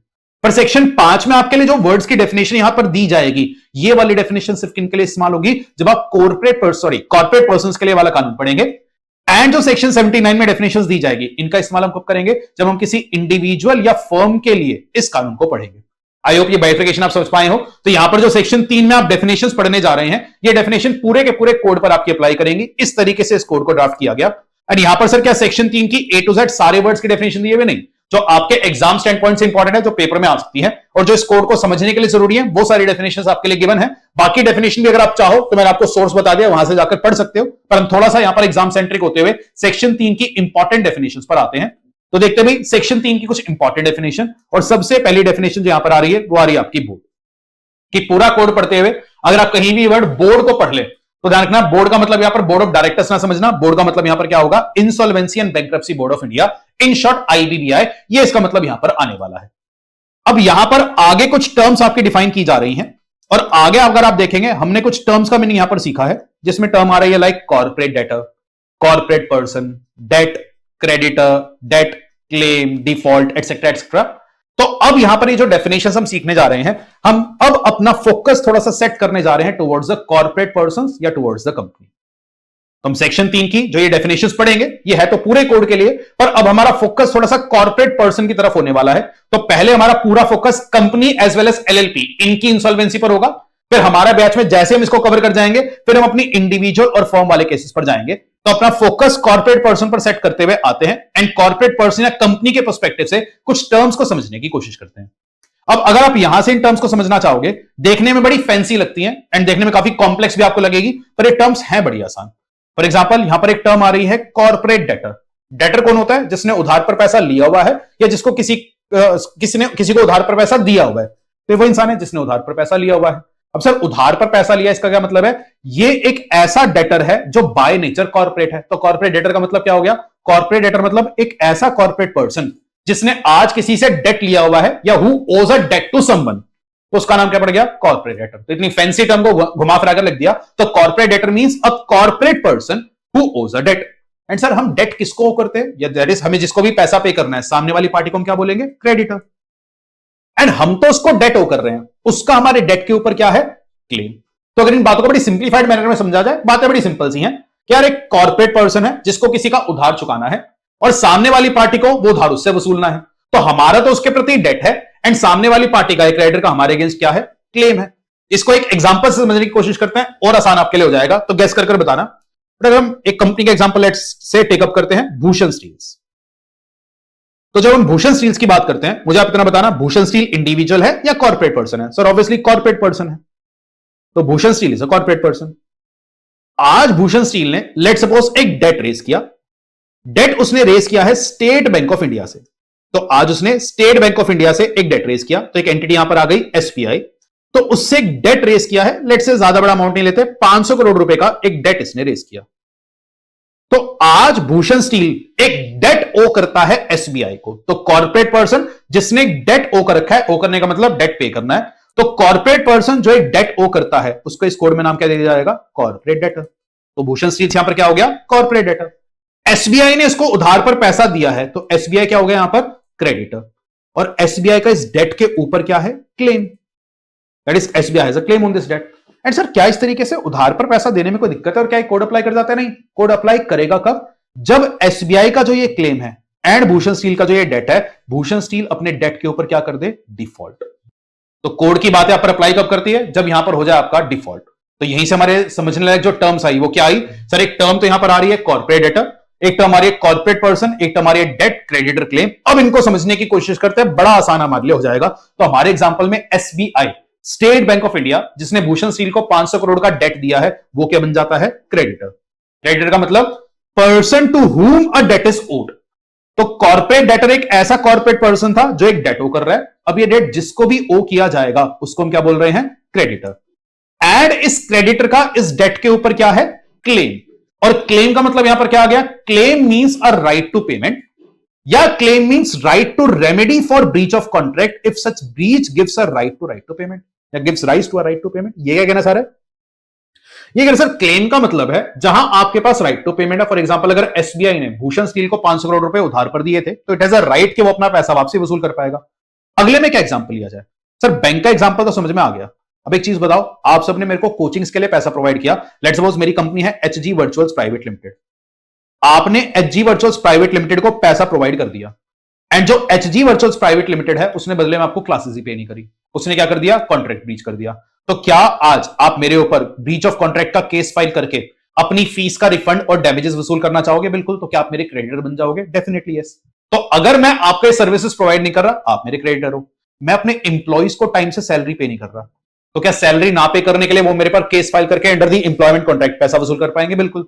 मैं गवर्नमेंट का ड्यूज पे नहीं कर रहा, और टैक्सेस टाइम से पे नहीं करे, स्टैम्प ड्यूटी टाइम से पे नहीं करे, क्या गवर्नमेंट का भी मेरे अगेंस्ट एक क्लेम बन जाएगा? बिल्कुल। तो ये सब लोगों का मेरे अगेंस्ट एक पेमेंट का क्लेम है और ये सब लोग कहां पर फॉल कर जाते हैं? क्रेडिटर में। तो ध्यान रखना, क्रेडिटर में बैंक जैसे क्रेडिटर भी आ जाएंगे, आपके ट्रेड क्रेडिटर्स भी आ जाएंगे, आपके एम्प्लॉइज जैसी एंटिटी भी आ जाएंगी, गवर्नमेंट ड्यूज भी आ जाएंगे। ये सब आपका क्रेडिटर की डेफिनेशन में फॉल करेंगे एंड इसका आपकी कंपनी के अगेंस्ट क्या है? क्लेम। तो यहां से एक टर्म हमें क्या समझ में आ गई? कॉर्पोरेट डेटर क्या है? एक कॉर्पोरेट पर्सन जिसका एक डेट था, तो डेट जिसके अगेंस्ट है, जिसको भी आप डेट ओ करते हो वो बन जाता है आपका क्रेडिटर, और क्रेडिटर का आपके अगेंस्ट क्या है? क्लेम। और यहीं पर आपका डेट का भी मीनिंग आ गया। डेट का मतलब क्या है? डेट मींस अ लायबिलिटी और obligation in respect of a claim which is due from any person. तो आज अगर आपको डेट मींस अ लायबिलिटी और obligation in respect of a claim which is due from any person, तो आज जैसे ही SBI मेरे से पैसा क्लेम करेगा, मेरा उसके प्रति क्या बन जाता है? डेट। इन नटशेल बेटा सारी बातों को बड़ा घुमा फिरा कर लिखा गया, सिंप्लीफाइड मैनर में मैंने आपको बता दिया। हमारे एग्जांपल में SBI is a creditor, SBI का इस 500 करोड़ रुपए के लिए अपना एक क्लेम है। Bhushan steel being a corporate person has become a corporate debtor, और उसका इस 500 करोड़ का एक डेट है। तो ये आपकी चारों टर्म्स का यहां पर मीनिंग आ गया। एंड एज वी डिसाइडेड, आपका insolvency and bankruptcy code apply करेगा कब? जब कॉर्पोरेट पर्सन क्या कर रहा है यहां पर? डिफॉल्ट। और डिफॉल्ट का मतलब क्या है? Non payment of debt. कहने का तात्पर्य है, आज भूषण स्टील ने एसबीआई से पैसा रेज किया और Bhushan steel time to time सारी ईएमआई सारी रीपेमेंट करता रहे, क्या कभी भी ये वाला कोड आपका अप्लाई करेगा? नहीं। ये कोड आपका अप्लाई करेगा कब? जिस दिन भूषण स्टील एसबीआई का ये पैसा पे करने में क्या कर देता है? डिफॉल्ट। तो एक डेट डिसाइड हुई थी जी, आपको अपना लोन रीपे करना है, जिस दिन वो डिफॉल्ट होगा उस दिन से कोड पिक्चर में आ जाएगा। अब यहां पर एक बड़ा इंपॉर्टेंट एस्पेक्ट बड़े ध्यान से समझिएगा। आपके लिए एक सवाल आ रहा है, हाई चांसेस आपके पेपर में भी ये सवाल आपको देखने को मिल सकता है। आज एसबीआई ने भूषण स्टील्स को एक लोन प्रोवाइड किया था हमारे एग्जांपल में। लेट्स सपोज एसबीआई ने भूषण स्टील से कहा था कि जी ये लोन आप हमको रीपे कर देना 1 जनवरी 2026 तक। आज 1 जनवरी 2026 में 1 जनवरी 2026 आ गया और भूषण स्टील ने कर दिया डिफॉल्ट, उसने टाइमली पेमेंट नहीं करी। अब सवाल उठता है, क्या एसबीआई भूषण स्टील को इसी दिन आईबीसी में घसीट कर ला सकता है? क्या पहले एसबीआई को 90 दिन वेट करना पड़ेगा इस डेट का एनपीए बनने के लिए? अपने अकाउंट्स में एक कॉन्सेप्ट सीखा होगा ना, नॉन परफॉर्मिंग एसेट, कि बैंक ने आज अगर किसी को उधार पर पैसा दिया था, वो बैंक के लिए एसेट था, और अगर उस एसेट से रिकवरी ना हो तो 90 डेज के बाद आप उसको एनपीए की तरह क्लासिफाई करके उस पर प्रोविजनिंग करना स्टार्ट करते हो। तो यहां पर जो सवाल है वो ये है कि एसबीआई भूषण स्टील को आईबीसी के तहत घसीट करके इमीडिएटली डिफॉल्ट होते ही ला सकता है, डे 1 पर ही, या पहले हमें 90 दिन का वेट करना पड़ेगा एनपीए बनने का? ध्यान रखना, कोई 90 दिन का वेट नहीं करना, एनपीए बाद में बनता रहेगा बनता रहेगा। जब आपने कहा था कि 1 जनवरी को पैसा पे करोगे और पैसा पे नहीं किया, तो आओ जी इमीडिएटली आपको घसीट कर आईबीसी में लाया जा सकता है। That is from the date of default in itself आपको आईबीसी में घसीट कर यहां पर लाया जा सकेगा, कोई एनपीए बनने का वेट नहीं करना। तो जिस दिन डिफॉल्ट होगा, डिफॉल्ट होते ही आपको घसीट कर आईबीसी में लाया जाएगा भूषण स्टील। और ध्यान से एक बात और समझना, जैसे ही भूषण स्टील आईबीसी में आएगा और अगर उसका केस आईबीसी में एडमिट हो गया, तो फिर क्या होगा? जैसे ही भूषण स्टील का केस आईबीसी में एडमिट कर दिया, तो आईबीसी भूषण स्टील का पूरा कंट्रोल या उसका फेट क्या होगा, भूषण स्टील के साथ अब क्या बर्ताव होना चाहिए, इस कंपनी के साथ क्या करना है क्या नहीं करना, वो अब कौन डिसाइड करेंगे? क्रेडिटर। और भूषण स्टील के प्रमोटर का अपनी कंपनी से कंट्रोल एक बार के लिए चला जाएगा, और हो सकता है परमानेंटली ही चला जाए, और ये पूरा का पूरा कंपनी का जो फेट है अब किसके कंट्रोल में आ जाएगा? क्रेडिटर। और आईबीसी के अंदर जो कॉर्पोरेट पर्संस के जो भी प्रावधान है या आईबीसी का जो भी मॉडल है वो किस पर बेस्ड है? Creditors in possession. तो ध्यान रखना, यहां पर अब क्रेडिटर डिसाइड करेगा कि आपकी कंपनी का क्या करना है, बिकॉज उससे उधार पर पैसा मांग रहे हो और डिफॉल्ट कर रहे हो, टाइम पर उसका पैसा पे नहीं कर रहे, तो वही इंसान डिसाइड करेगा कि आपकी कंपनी का क्या होना चाहिए। अब वो क्रेडिटर कैसे डिसाइड करेंगे वो तो सब हम सीखेंगे, पर एक चीज आपको समझ में आ गई कि अब कंपनीज को डर लगना स्टार्ट हो जाएगा। भूषण स्टील के प्रमोटर को एक बात पता है कि यार बैंक से लोन लिया था, अगर टाइम से पैसा पे नहीं किया और 1 भी दिन का डिफॉल्ट कर दिया और बैंक वाले को गुस्सा आया और वो आईबीसी में घसीट कर ले गया, तो मेरा पूरा का पूरा बिजनेस मेरे कंट्रोल से चला जाएगा। सुनने में बात बड़ी हल्की लग रही होगी शायद, पर इस चीज को महसूस करना कि अगर आपका एक बिजनेस है और आपने बैंक का पैसा लिया था और 1 दिन का भी अगर आपने डिफॉल्ट कर दिया और वो आपको घसीट कर ले गया, शायद आपके पूरे जन्म की जो मेहनत थी एक कंपनी या बिजनेस को सेटअप करने में, वो पूरी की पूरी खराब हो जाएगी। तो इसलिए अब कंपनीज आपका डरना बड़ा जरूरी है, बिकॉज एनपीएस हमारे बैंकिंग सिस्टम का एक बहुत बड़ा इशू रहा है। तो यहां पर डिफॉल्ट होते ही आपको आईबीसी में लाया जाएगा। आई होप ये टर्म क्रेडिटर क्या है, ये टर्म क्लेम क्या है, डेट क्या होता है, एंड डिफॉल्ट होने पर आपका आईबीसी अप्लाई करेगा। एंड डेट कौन ओ कर रहा है, किसकी बातें हम पहले सीखने जा रहे हैं? कॉर्पोरेट पर्सन की। एंड कॉर्पोरेट पर्सन क्या है, बस ये हमारे चैप्टर 1 की आखिरी बात है, और बहुत हाई चांसेस है इसके ऊपर आपको अपने पेपर में एमसीक्यू देखने को मिल जाएगा। तो so what do we mean by corporate person? Sir इसमें क्या रॉकेट साइंस है, पढ़ तो लिया। कॉर्पोरेट पर्सन में कंपनी आ गया, कॉर्पोरेट पर्सन में एलएलपी आ गया, कॉर्पोरेट पर्सन में कोई भी अदर पर्सन है जो लिमिटेड लायबिलिटी के साथ इनकॉर्पोरेटेड है, वो आ गया, दैट इज बॉडी कॉर्पोरेट जैसी एंटिटीज आ गई। और जो ज्यादा इंपॉर्टेंट बात आपके लिए आ रही है वो क्या, आईबीसी ने कॉर्पोरेट पर्सन की डेफिनेशन से एक एंटिटी को कर दिया एक्सक्लूड। और किसको एक्सक्लूड कर दिया गया, it shall not include any financial service provider. अब सर ये फाइनेंशियल सर्विस प्रोवाइडर क्या होता है, सेक्शन 3 की ही डेफिनेशंस को अगर डिक करेंगे, वो कहते हैं जी फाइनेंशियल सर्विस प्रोवाइडर एक ऐसा पर्सन है जो फाइनेंशियल सर्विसेज में डील करता है। फाइनेंशियल सर्विसेज मतलब for example entities like bank, entities like NBFCs, entities like insurance, इनको यहां पर कवर किया गया। अभी के लिए हम एग्जांपल लेकर समझते हैं बैंक का। तो वो कह रहे हैं जी कॉर्पोरेट पर्सन में बैंक जैसी एंटिटीज कवर्ड नहीं है। अब ध्यान से इस केस को समझिएगा। आज अगर भूषण स्टील्स ने एसबीआई से लोन लिया था, भूषण स्टील जिसका मेन काम है स्टील मैन्युफैक्चरिंग, और वो एसबीआई का पेमेंट टाइम से नहीं कर रहा, क्या भूषण स्टील एक कॉर्पोरेट पर्सन है और क्या ये कॉर्पोरेट डेटर बनेगा और क्या इसका केस आईबीसी में आ सकता है? बिल्कुल। अगला केस समझना, लेट सपोज हम केस ले रहे हैं यस बैंक का। यस बैंक एक एंटिटी है और आज यस बैंक को इमरजेंसी बेसिस पर 200 करोड़ रुपए के लोन की जरूरत पड़ गई। एसबीआई जो एक और बैंकर था उसने यस बैंक को आज पैसा प्रोवाइड कर दिया और यस बैंक ने इस पैसे के पेमेंट में कर दिया डिफॉल्ट। क्या अब एसबीआई या कोई और क्रेडिटर यस बैंक को घसीटकर आईबीसी में ला सकता है? तो the answer is no. IBC के दायरे से हमने फाइनेंशियल सर्विस प्रोवाइडर्स को अभी बाहर रखा है बिकॉज वो आरबीआई के द्वारा या किसी और सेक्टोरल रेगुलेटर के द्वारा गवर्न है। तो उसका क्या होगा, वो उनके रिस्पेक्टिव कानूनों से हम डील कराना चाह रहे हैं। अभी तक आईबीसी के दायरे में फाइनेंशियल सर्विस प्रोवाइडर कवर्ड नहीं है। अब यहां पर जो कंफ्यूजन हो जाती है, क्या सर भूषण स्टील ने फाइनेंशियल सर्विस प्रोवाइडर से तो लोन लिया है, तो क्या ये केस कवर्ड है? ये कवर्ड है, मतलब क्रेडिटर फाइनेंशियल सर्विस प्रोवाइडर हो सकता है, पर हम बात कर रहे हैं डेटर की। अगर डेटर खुद एक फाइनेंशियल सर्विस प्रोवाइडर है तो उस पर आईबीसी की बातें अप्लाई नहीं करेंगी। आई होप ये पॉइंट आपके लिए क्लियर है। तो यहां पर हमने कॉर्पोरेट डेटर की डेफिनेशन से बैंक्स, एनबीएफसीज, इंश्योरेंस कंपनीज, ऐसी कॉर्पोरेट पर्संस को यहां पर बाहर कर दिया। तो अगर ये किसी का डिफॉल्ट कर जाए तो इस पर आईबीसी की बातें अप्लाई नहीं करती। बस इसमें एक एक्सेप्शन आ रही है एंड जितने चांस तारे चाहो इस पर लगा लेना, बहुत हाई चांसेस है आपके पेपर में आपको यहां पर एमसीक्यू देखने को मिल जाएगा। और आपका जो सेट सी का पेपर है वहां पर केस स्टडी के साथ साथ इंडिपेंडेंट एमसीक्यूज भी बहुत आएंगे, तो वेरी वेरी इंपॉर्टेंट। बस एक ऐसा फाइनेंशियल सर्विस प्रोवाइडर है जिसको यहां पर कवर कर दिया गया। मतलब अगर ये वाला फाइनेंशियल सर्विस प्रोवाइडर किसी का डिफॉल्ट कर जाए तो सामने वाली पार्टी इस वाले फाइनेंशियल सर्विस प्रोवाइडर को घसीटकर आईबीसी में ला सकती है। एंड यहां पर कौन सा फाइनेंशियल सर्विस प्रोवाइडर कवर्ड है?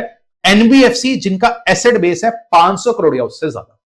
तो नॉर्मली बैंक, एनबीएफसी जैसे एंटिटीज कवर्ड नहीं है, पर आज अगर कोई एनबीएफसी है जिसका एसेट बेस है 500 करोड़ या उससे ज्यादा, जनरली इनको हम सिस्टमिकली इंपॉर्टेंट एनबीएफसी भी कह देते हैं, और ये किसी का डिफॉल्ट कर जाए तो यहां पर इनका दायरा कवर्ड है। और यहां पर ये जो नोट है ये सिर्फ एक एंटिटी की वजह से इंट्रोड्यूस किया गया था and that entity was DHFL. शायद आपने नाम सुना होगा, दीवान हाउसिंग फाइनेंस लिमिटेड। बहुत ही ज्यादा एक फेमस एनबीएफसी हुआ करती थी, शाहरुख खान इसके ब्रांड एम्बेसडर हुआ करते थे, लिस्टेड कंपनी हुआ करती थी, पर आज अगर आप स्टॉक मार्केट पर जाकर इसका शेयर ढूंढोगे गायब है जी। अब तो पिरामल ग्रुप ने इसको आईबीसी के तहत सॉल्व करके एक्वायर किया, कैसे किया वो सब हम सीखेंगे। पर डीएचएफएल वाज द केस जिसकी वजह से पॉइंट यहां पर इंसर्ट हुआ एंड डीएचएफएल पहला केस था आईबीसी का जो एक या पहला service provider, financial service provider वाला केस था जो इस पॉइंट की वजह से आईबीसी में कवर किया गया। इसके अलावा और भी कंपनीज थी, पर अगर हम फाइनेंशियल सर्विस प्रोवाइडर की बात करें, DHFL was the first financial service provider जिसका केस आईबीसी में आया और इसकी इंसॉल्वेंसी को आईबीसी में ट्रीट करवाया गया। तो this is very very important. इस पर एमसीक्यू आने के बहुत आसार है कि कौन सा फाइनेंशियल सर्विस प्रोवाइडर यहां पर कवर्ड है। एक ऐसा फाइनेंशियल सर्विस प्रोवाइडर जिसका एसेट बेस है 500 करोड़ उससे ज्यादा। लो जी, मुबारक हो, आपका चैप्टर 1 तो होता है समाप्त।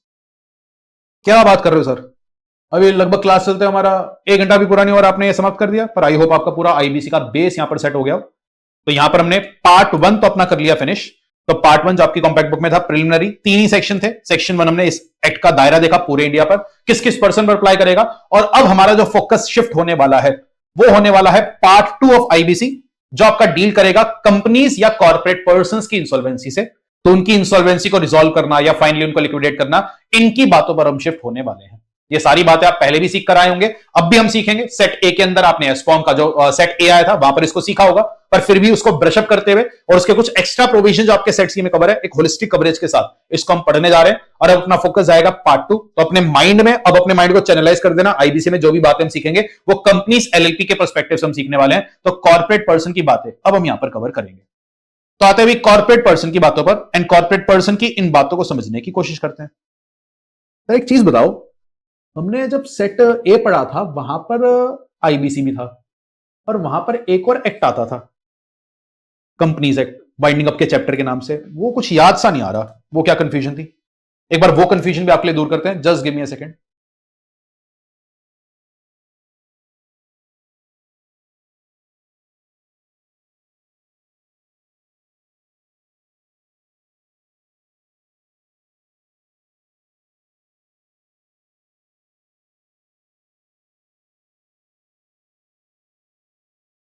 हाँ जी बच्चों, तो अगर आप इस डायग्राम के थ्रू समझने की कोशिश करेंगे, कंपनीज की जो वाइंडिंग अप की बातें यहां पर आई थी, कंपनीज का वाइंडिंग अप दो प्रकार का होता था। या तो होता था आपका वॉलेंट्री वाइंडिंग अप, या होता था कंपल्सरी वाइंडिंग अप। ये सारी बातें मैंने आपको पहले बताई है, फिर भी इसको ब्रशअप करते हैं। आज के दिन में अगर आपको किसी कंपनी को वॉलेंट्री वाइंड अप करना है, उसके प्रावधान अभी भी कहां पर है? आईबीसी में। पर अगर आप कंपनी को कंपल्सरी वाइंड अप करते हो, कंपनी का कंपल्सरी वाइंड अप अलग अलग ग्राउंड्स पर होता है।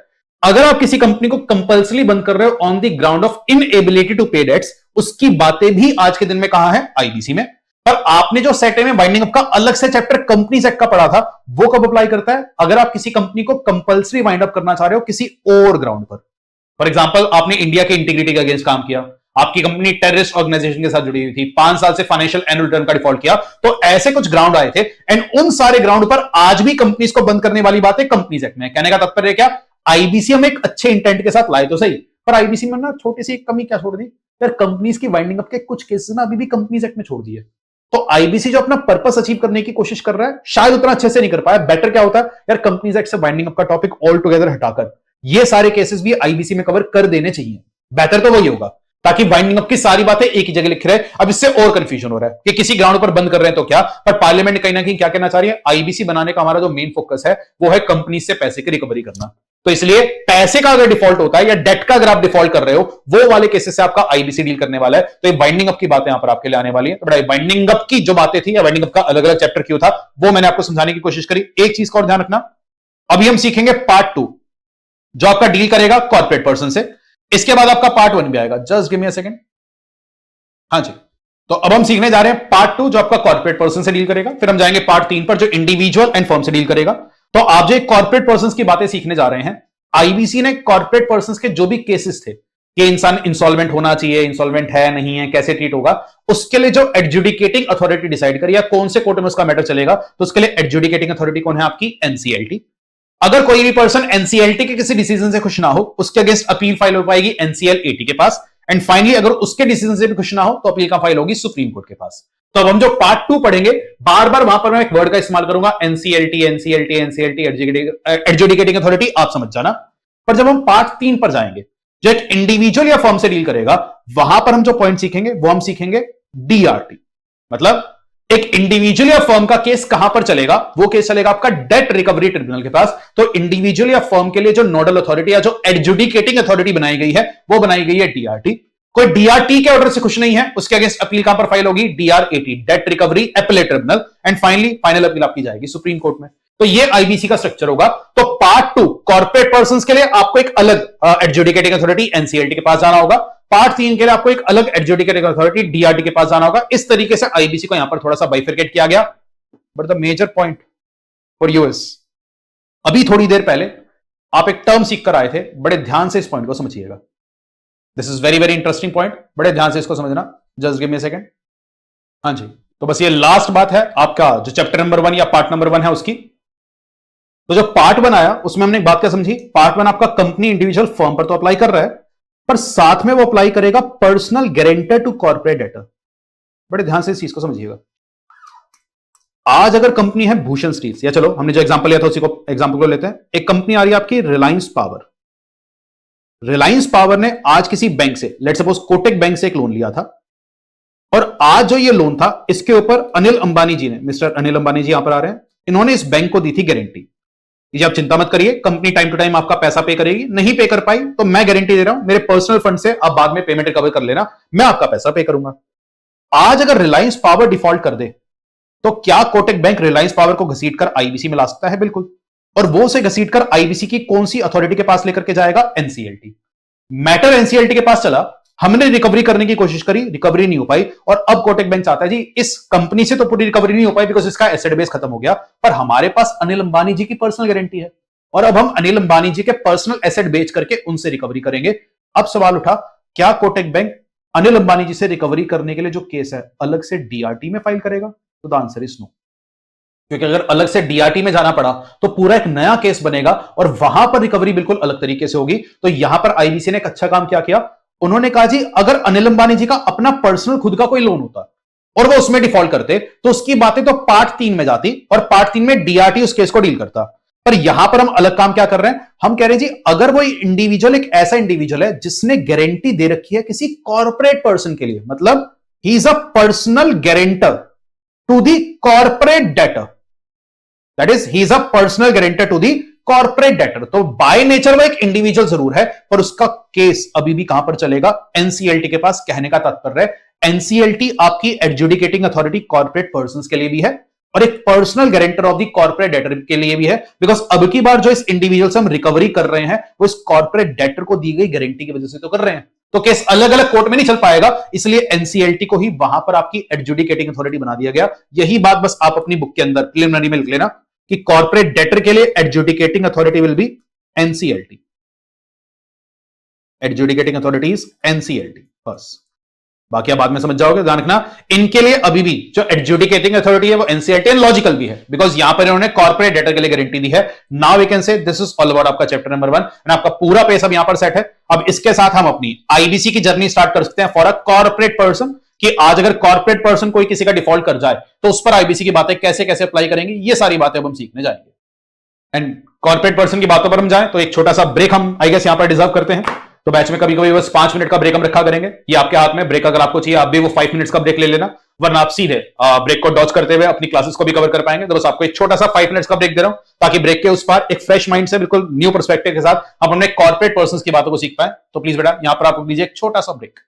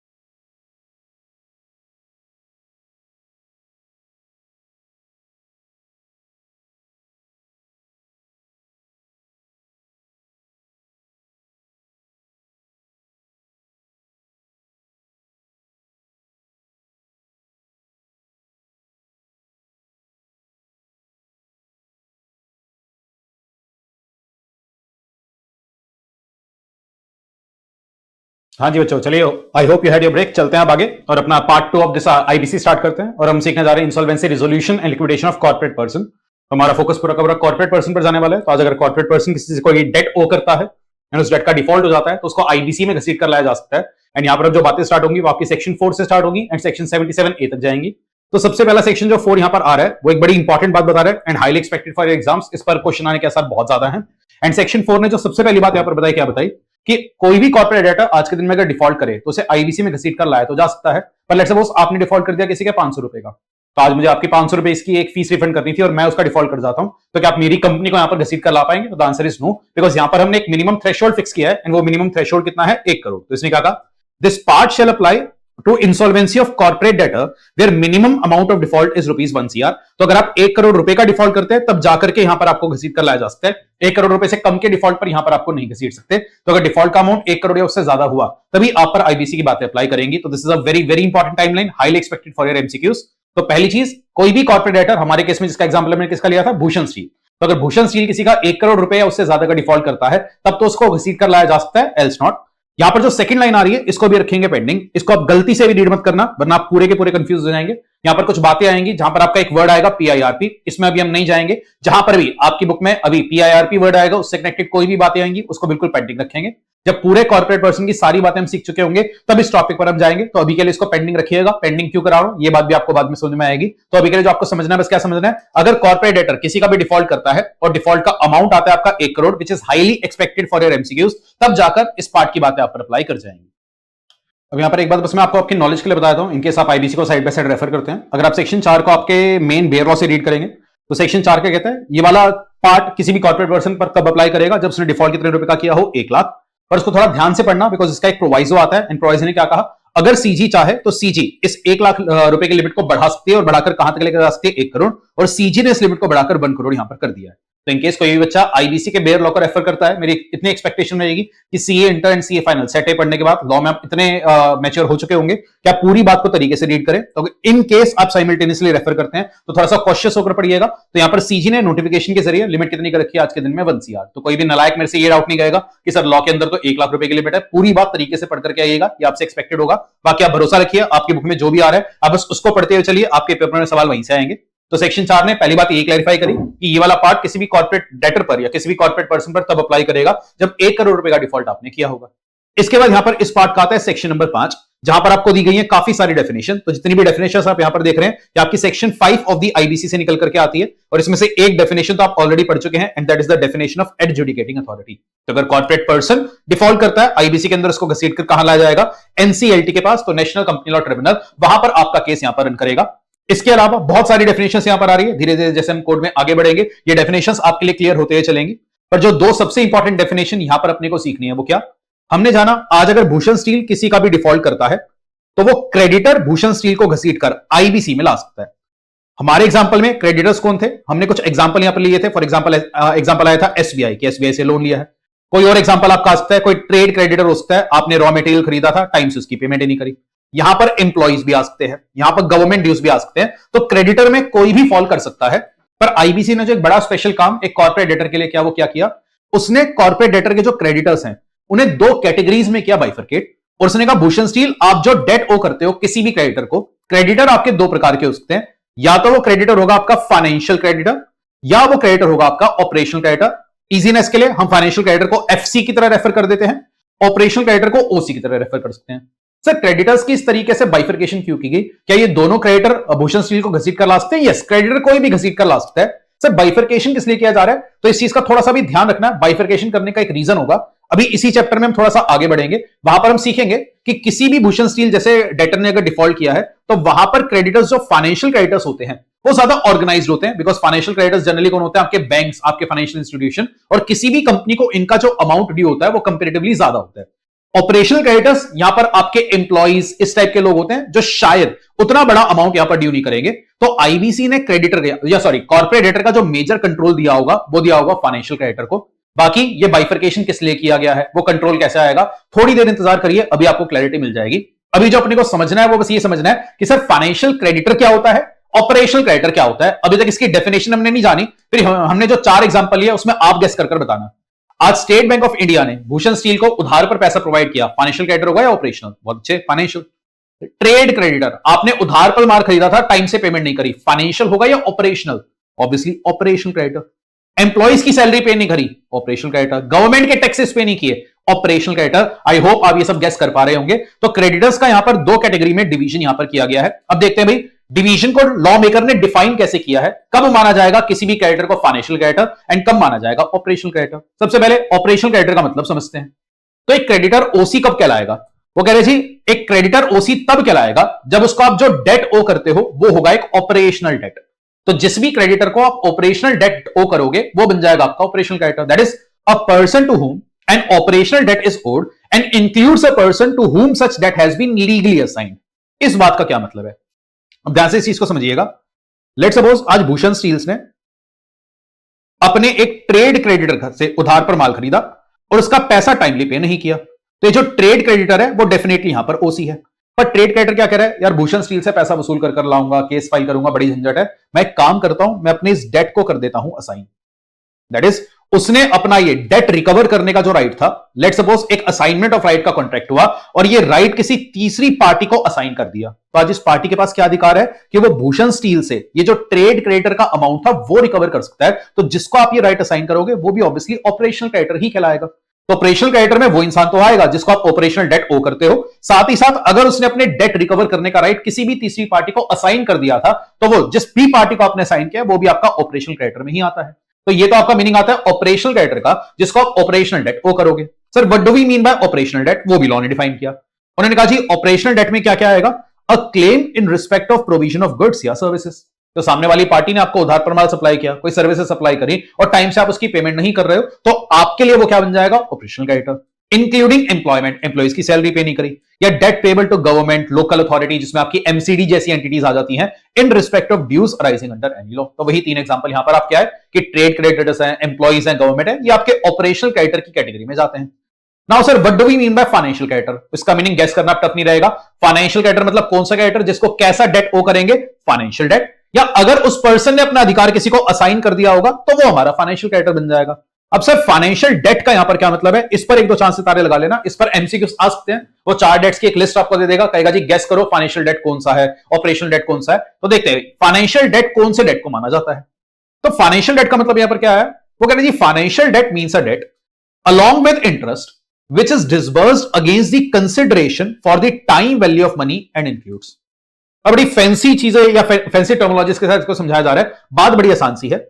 आज अगर एसबीआई ने भूषण स्टील को 500 करोड़ रुपए का लोन दिया था तो वो जो लोन अमाउंट है ये भी फाइनेंशियल डेट है।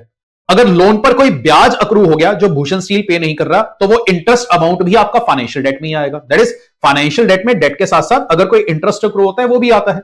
एंड ये जो भी पैसा स्टेट बैंक ऑफ इंडिया ने भूषण स्टील्स को प्रोवाइड किया है, इसको प्रोवाइड करने का रीजन क्या था, स्टेट बैंक ऑफ इंडिया ने एक्सपेक्ट किया था कि over a period of time Bhushan steel time to time उसको इंटरेस्ट पे करेगा, बिकॉज पैसे के साथ जुड़ी होती है एक time value of money. Now what do you mean by time value of money, foundation से आप लोग पढ़ते आते हैं बेटा। आज अगर मैं आपसे कहूं कि मेरे को आप 1 करोड़ रुपया दे दो, 1 साल के बाद मैं आपको 1 करोड़ रुपया एज इट इज लौटा दूंगा, मेरे को नीड है, तो आप कहोगे सर 1 करोड़ का ब्याज कहा गया, आप भी सीए कर रहे हो तो 1 करोड़ तो आप दे रहे हो, अगर इसको आज बैंक की एफडी में लगाते हो, लेट्स से 60% का ब्याज था तो 7 लाख रुपए तो बैंक से ब्याज मिल जाता, आप कितना रिटर्न दे रहे हो। तो हर पैसे का होता है एक टाइम वैल्यू ऑफ मनी। जो 1 करोड़ की कीमत 1 साल के बाद है वही 1 करोड़ की कीमत आज नहीं है। ये सब चीजें आप अपने एसएफएम एंड एफएम के पेपर में भी सीखते होंगे। तो आज एसबीआई ने जब पैसा दिया था इसी एक्सपेक्टेशन के साथ दिया था कि वो पैसा आज एसबीआई को रिटर्न कमा करके देगा।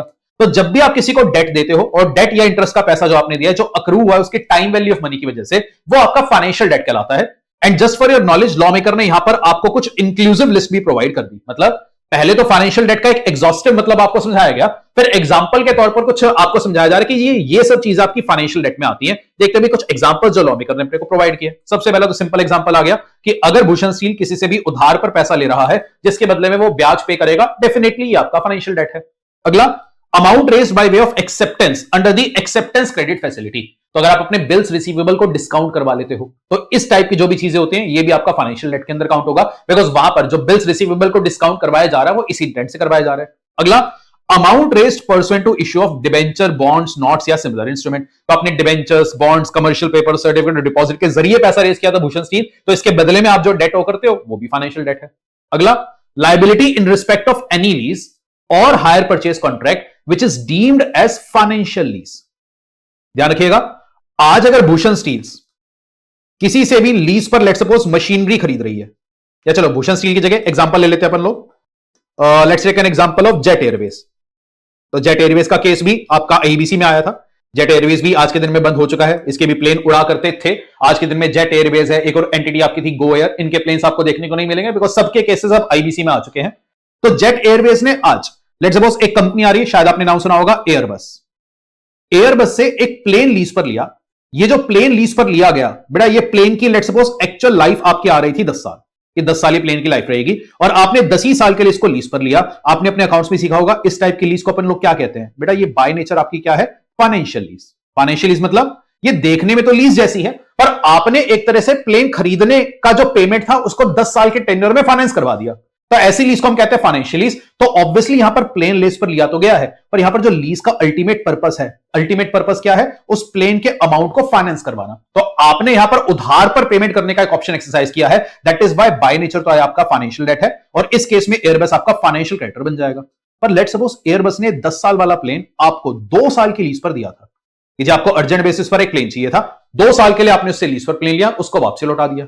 तो यहां पर लीज का जो अल्टीमेट पर्पस है वो क्या मेरे प्लेन की कॉस्ट को फाइनेंस करवाना है, या टेम्परेरी बेसिस पर वो बस वो एसेट इस्तेमाल करके उस एसेट का रेंटल पे करना है। ऑब्वियसली एसेट इस्तेमाल करके उसका रेंटल पे करना, इस केस में वो क्या बनेगा मेरा ऑपरेशनल क्रेडिटर। तो ध्यान रखना, फाइनेंशियल डेट की डेफिनेशन में लीज कवर्ड तो है, पर सिर्फ फाइनेंशियल लीज। और जो हायर परचेज होता है, हायर परचेज तो आपको बताइए, परचेज करने का एक ऑप्शन होता है जहां पर आप over the period of time asset की पेमेंट धीरे धीरे करेंगे। ऑब्वियसली इसके अंदर बस एक एक्स्ट्रा कंडीशन क्या आती है, कभी भी डिफॉल्ट करेंगे तो सामने वाली पार्टी एसेट वापसी लेकर जा सकता है। तो बाय नेचर हायर परचेज भी एक फाइनेंशियल लीज ही होती है, दैट इज व्हाई यहां पर आपकी फाइनेंशियल लीज को कवर किया गया। ऑपरेशनल लीज अगर आती है, ऑपरेशनल लीज आपका कहां चला जाएगा, ऑपरेशनल क्रेडिटर में। चलिए जी, जो अगला पॉइंट यहां पर आ रहा है वो आपका रिसीवेबल सोल्ड और discounted other than on non recourse basis. ये क्या कहना चाह रहा है सर, रिसीवेबल सोल्ड और discounted other than on non recourse basis. इसके बाजू में अगर आप लिखना चाहे, लिखना प्लीज फैक्टरिंग। और इस पूरी टर्मिनोलॉजी को थोड़ा ध्यान से समझिएगा। लेट्स सपोज यहां पर अब वही हमारी एंटिटी आ रही है भूषण स्टील्स। भूषण स्टील्स का एग्जांपल अब की बार लेते हैं। लेट्स सपोज भूषण स्टील ने अब की बार अपने किसी डेटर को स्टील सप्लाई किया था, दैट इज आज भूषण स्टील ने अपने किसी कस्टमर या डेटर को स्टील सप्लाई किया, उसको 3 मंथ्स का एक क्रेडिट पीरियड प्रोवाइड किया गया, और 1 करोड़ रुपए का माल आपने यहां पर सप्लाई किया। दैट इज आपने अपने डेटर से क्या कहा, मैं आपको 1 करोड़ रुपीस का माल सप्लाई कर रहा हूं, 3 महीने के बाद आप मेरे को पेमेंट करना। तो 3 मंथ्स का क्रेडिट पीरियड यहां पर रखा गया। तो भूषण स्टील को एक बात क्या पता है कि इस डेटर से 1 करोड़ रुपया आज आपको 3 महीने के बाद मिलने वाला है। एंड भूषण स्टील को इमरजेंसी बेसिस पर पैसे की जरूरत आन पड़ी, तो भूषण स्टील गया एक ऐसे पर्सन के पास जिसको हम कहते हैं फैक्टर, जिसका काम ही क्या होता है, आपके रिसीवेबल्स को डिस्काउंट करना। और उसने फैक्टर से जाकर कहा, देखिए जी मेरे पास एक 1 करोड़ रुपए का डेटर है जिससे 3 महीने के बाद पेमेंट आएगी, पर इमरजेंसी बेसिस पर मेरे को फंड्स चाहिए, तो क्या आप ये वाला डेटर खरीद करके मुझे आज के आज पैसा प्रोवाइड करने को तैयार हो। उसने अपना कैलकुलेशन लगाया, अपना ब्याज का हिसाब जोड़ा, और उसने कहा ठीक है जी मैं आपके डेटर को यहां पर खरीदने को तैयार हूं, पर यहां पर मैं आपको 97 लाख रुपीस यहां पर पे करूंगा। दैट इज आज के आज आप अपने इस डेटर को अगर डिस्काउंट कराते हो या अपने रिसीवेबल को डिस्काउंट कराते हो, तो फैक्टर ने भूषण स्टील को 97 लाख रुपीस पे कर दिए। एंड फैक्टर फिर कमाएगा कैसे, वो 3 महीने के बाद डेटर से 1 करोड़ रुपए की रिकवरी कर लेगा। तो यहां पर जो 3 लाख रुपए है, क्या वो काइंड ऑफ देखने में ब्याज जैसा लग रहा है, बिल्कुल, तो वो भी टाइम और लेफ मनी पर ही बेस्ड है। तो ये भी आपका कैसा रेट होता है, फाइनेंशियल डेट। बस यहां पर जो समझने लायक बात है वो क्या है, सर लेट्स सपोज 3 महीने के बाद डेटर ने 1 करोड़ रुपया देने से मना कर दिया, दैट इज डेटर ने 1 करोड़ रुपए में कर दिया डिफॉल्ट। अब क्या ये फैक्टर भूषण स्टील्स पर केस फाइल करके वो अपना जो पैसा गिवन है वो रिकवर कर पाएगा या नहीं, ये डिपेंड करता है टाइप ऑफ फैक्टरिंग पर। बिकॉज फैक्टरिंग आपकी 2 प्रकार की होती है, या तो एक फैक्टरिंग होती है जिसको हम कहते हैं फैक्टरिंग ऑन रिकोर्स बेसिस, या एक फैक्टरिंग होती है नॉन रिकोर्स बेसिस। अब जैसे ही नाम है आप इसको गैस कर गए होगे। तो अगर नॉन रिकोर्स बेसिस की फैक्टरिंग है, इसका क्या मतलब है, मैं फैक्टर से क्या कह रहा हूं, देख भाई मैं अपने डेटर का अधिकार तेरे को बेच रहा हूं, बाद में रिकवरी करने की हेडेक तेरी है। अगर डेटर कल को पेमेंट नहीं करेगा तो मेरे पर कोई केस फाइल नहीं कर सकता, तो उसको हम कहते हैं नॉन रिकोर्स बेसिस। आपका मेरे अगेंस्ट कोई भी रिकोर्स नहीं है, तो आपको जो भी रिकवरी करनी होगी डेटर से करना, जो भी केस फाइल करना होगा डेटर पर करना, वो आपकी हेडेक है। दैट इज आप मेरे पर कोई केस फाइल नहीं कर सकते। तो अगर आपने नॉन रिकोर्स बेसिस पर अपने रिसीवेबल को डिस्काउंट करवाया है, तो ऐसे केस के अंदर तो इस फैक्टरिंग वाले पर्सन को भूषण स्टील के अगेंस्ट कोई राइट ही नहीं मिलता। तो यहां तो डेट होने की कोई बात ही नहीं आती। और अगर रिकोर्स बेसिस की फैक्टरिंग यहां पर आप करवाते हैं, इसका मतलब क्या है, भूषण स्टील कह रहे ठीक है भाई आप रिकवरी करिएगा, अगर वो रिकवरी करने में दिक्कत देता है, दैट इज अगर वो डिफॉल्ट करता है, तब आप मेरे से ये वाला पैसा रिकवर कर पाएंगे। That is you have a recourse against me. तो कल को अगर डेटर ने यहां पर डिफॉल्ट कर दिया एंड फैक्टर भूषण स्टील पर केस फाइल करके रिकवरी करना चाह रहा है, तो यहां पर ये फैक्टर मेरे लिए क्या बन जाएगा, एक फाइनेंशियल क्रेडिटर। बिकॉज मैंने एक तरीके से इससे उधार पर पैसा एडवांस में उठाया था, तो ये मेरा फाइनेंशियल क्रेडिटर कहलाएगा। सर कोई भी पर्सन नॉन रिकॉर्ड्स बेसिस की फैक्टरिंग कराना चाहेगा, obviously this comes with the cash, sorry this comes with the catch. Catch क्या होगा? अगर फैक्टर रिकॉर्ड्स बेसिस की फैक्टरिंग कर रहा है, वो शायद आपको 1 करोड़ रुपए के बदले में 97 लाख रुपीस प्रोवाइड करने को तैयार होगा। नॉन रिकॉर्स बेसिस की फैक्टरिंग में वो क्या डिस्काउंट करके आपको 97 लाख रुपीस देगा, ज्यादा देगा या कम देगा? कम देगा। वो कहेगा जी चलो मैं आपको 94 लाख रुपीस यहां पर प्रोवाइड करूंगा, बिकॉज यहां पर मेरा रिस्क ज्यादा है। तो वो तो आपके ऊपर है, आप कैसी फैक्टरिंग करवाना चाहेंगे। पर इस पॉइंट में सिर्फ कौन सी फैक्टरिंग को हमने कवर किया है? Factoring other than on non recourse basis. सीधा सीधा अगर बोले तो यहां पर वो वाली फैक्टरिंग कवर है जहां पर आपके पास भूषण स्टील के अगेंस्ट एक रिकॉर्स था, तो रिकॉर्स बेसिस की फैक्टरिंग को हमने कवर किया। तो ये भी एक टाइप का फाइनेंशियल डेट आपका होता है। अगला कह रहे जी amount raised under any transaction including forward sale having the commercial effect of borrowing, example amount raised as an allotee under the real estate project। this is very important और इस पर MCQ आने के बहुत आसार हैं कि रियल एस्टेट प्रोजेक्ट के अंदर जो अलॉटीज होते हैं वो हमारा कैसा क्रेडिटर बनेगा, ऑपरेशनल क्रेडिटर या फाइनेंशियल क्रेडिटर? ऑब्वियसली ये बनेगा आपका financial creditor. Let's take the very famous case of Jaypee. आपने जेपी इंफ्राटेक का केस सुना होगा, जेपी एसोसिएट्स नाम की कंपनी भी है। तो आज जो ये जेपी इंफ्रा है, ये एक बिल्डर है, बड़ी बड़ी बिल्डिंग्स बनाता है एंड फ्लैट सेल करता है। सर इसमें ये फाइनेंशियल डेट वगैरह कैसा आ गया? बड़े ध्यान से समझना बेटा। फ्लैट्स का सिस्टम काम कैसे करता है? लेट्स सपोज यहां पर एक होम बायर है जिसको अपना फ्लैट परचेज करना है। वो जेपी के पास गया, उसने कहा जी ये फ्लैट बड़ा पसंद में आ रहा है, 2 करोड़ रुपए का फ्लैट है, आप मुझे सेल कर दीजिए। जेपी कह रहे देखो जी ये वाला जो फ्लैट है इसके लिए मैं आपके लिए पेमेंट प्लान लेकर के आया हूं। पेमेंट प्लान है लेट्स से 20:20:20:40 का। ये मैं आपके लिए एक पेमेंट प्लान लेकर के आया हूं। मार्केट में आपने काफी सारी एडवर्टाइजमेंट भी ऐसी देखी होंगी। अब सर ये पेमेंट प्लान एक्जैक्टली क्या होता है? बिल्डर कह रहे हैं देखो जी ये फ्लैट 2 करोड़ का जरूर है, पर फ्लैट अभी बनकर तैयार थोड़ी ना है, अभी तो मैंने कंस्ट्रक्शन स्टार्ट किया है, फ्लैट बनने में समय लगेगा। तो आप एक काम करो, बुकिंग के लिए आप एडवांस बेसिस पर मुझे फ्लैट की 20% पेमेंट कर दो। फिर धीरे धीरे फ्लैट बनकर तैयार होगा, 6 महीने के बाद जितना फ्लैट रेडी होगा उसकी 20% पेमेंट, फिर थोड़ी सी टाइम के बाद और 20% पेमेंट, एंड फाइनली जब पोजेशन का टाइम आएगा तो बाकी की 40% की पेमेंट कर देना। तो यहां पर हम होम बायर को एक ऑप्शन क्या दे रहे हैं कि हम आपको फ्लैट सेल तो कर रहे हैं पर उसकी पेमेंट आप इंस्टॉलमेंट्स में कर देना। क्या होम बायर यहां पर एक तरीके से जेपी इंफ्राटेक को वो फ्लैट बनाने के लिए फाइनेंस कर रहा है? अगर आप ध्यान से समझोगे तो बिल्कुल। दैट इज जेपी डे 1 पर अपना सारा पैसा नहीं लगाना चाह रहा। वो कह रहे हैं ये एसेट तैयार करके मैं आपको दूंगा, पर यहां पर आप मुझे थोड़ा थोड़ा पैसा इंस्टॉलमेंट्स में दो, जैसे जैसे पैसा देते जाओगे मैं घर बनाता जाऊंगा, फाइनली में आपको आपका फ्लैट मिल जाएगा। अब बेटा आपने पहली इंस्टॉलमेंट पे करी, दूसरी इंस्टॉलमेंट पे करी, तीसरी इंस्टॉलमेंट पे करी, और उसके बाद जेपी कह रहा है जी अभी तो फ्लैट नहीं बना, बनने में बहुत टाइम लगेगा, 1 साल 2 साल 3 साल बीत गए और आपको आपके फ्लैट की पोजीशन मिली ही नहीं। और बेटा ये दिक्कत आज के दिन में रियल एस्टेट सेक्टर में बहुत ज्यादा है, जिसकी वजह से आप ध्यान रखना कि अगर आप अंडर कंस्ट्रक्शन फ्लैट खरीदते हो एक बहुत ही रेप्यूटेड बिल्डर का खरीदना, वरना प्रोजेक्ट फाइनलाइज होने के बाद ही आपको फ्लैट खरीदना चाहिए। अब यहां पर दिक्कत क्या है? अगर जेपी ने होम बायर का घर इसको प्रोवाइड नहीं किया तो ये तो फंस गया। अब होम बायर क्या जाएगा, यार या तो मेरा घर मेरे को मिले, वरना कम से कम जो पैसा मैंने प्रोवाइड किया था मेरा पैसा तो रिफंड करो। जेपी कह रहा है जी दिक्कत है, इंसॉल्वेंट हो गया हूं। यहां पर होम बायर फंस जाता है। अब दिक्कत है अगर होम बायर यहां पर फंस गया और जेपी का केस आईबीसी में घसीट कर लाया गया, तो होम बायर जो है उसको हम ऑपरेशनल क्रेडिटर माने या उसको एक ज्यादा बेटर फाइनेंशियल क्रेडिटर की सिचुएशन में फॉल करवाना चाहिए? फाइनेंशियल क्रेडिटर ऑपरेशनल क्रेडिटर के मुकाबले एक बेहतर स्थिति में होता है। तो जी लॉ के अंदर यहां पर बकायदा एक अमेंडमेंट आई थी और अमेंडमेंट ने इस पॉइंट को क्लैरिफाई किया कि जितने भी होम बायर्स एक रियल एस्टेट प्रोजेक्ट में होते हैं उनको फाइनेंशियल क्रेडिटर का दर्जा दिया जाएगा, बिकॉज ये काइंड ऑफ एक फॉरवर्ड सेल ट्रांजैक्शन है। आपने फाइनेंस किया इस प्रोजेक्ट को ताकि आपको फ्यूचर में जाकर के वो फ्लैट मिल पाए, तो उसकी एक फॉरवर्ड सेलिंग यहां पर हुई है। तो यहां पर जितने भी होम बायर्स होंगे ये आपकी फाइनेंशियल क्रेडिटर के दर्जे के अंदर आते हैं। रखना जितने भी आपके रियल एस्टेट प्रोजेक्ट के अंदर होम बायर्स हैं वो आपके फाइनेंशियल क्रेडिटर कहलाएंगे, उनको एक ज्यादा बड़ा लेवल यहां पर दिया जाता है। अगला पॉइंट और क्या है फाइनेंशियल डेट में? एक एग्जांपल आ रहा है, derivative transaction for example for protection against fluctuation in any rate और प्राइस। तो आप अपने सीए फाइनल के एएफएम एडवांस फाइनेंशियल मैनेजमेंट के अंदर सीखेंगे कुछ इंटरेस्ट रेट स्वैप्स होते हैं, कुछ फॉरवर्ड डीलिंग्स होती हैं, कुछ फ्यूचर्स होते हैं, कुछ ऑप्शंस होते हैं। तो अगर आपने इस टाइप के कोई भी डेरिवेटिव कॉन्ट्रैक्ट्स एंटर किए हैं ये भी आपका फाइनेंशियल क्रेडिटर की सिचुएशन में फॉल करेंगे। अगला जी counter indemnity obligation in respect of any guarantee, indemnity और other instrument issued by bank और फाइनेंशियल इंस्टीट्यूशन।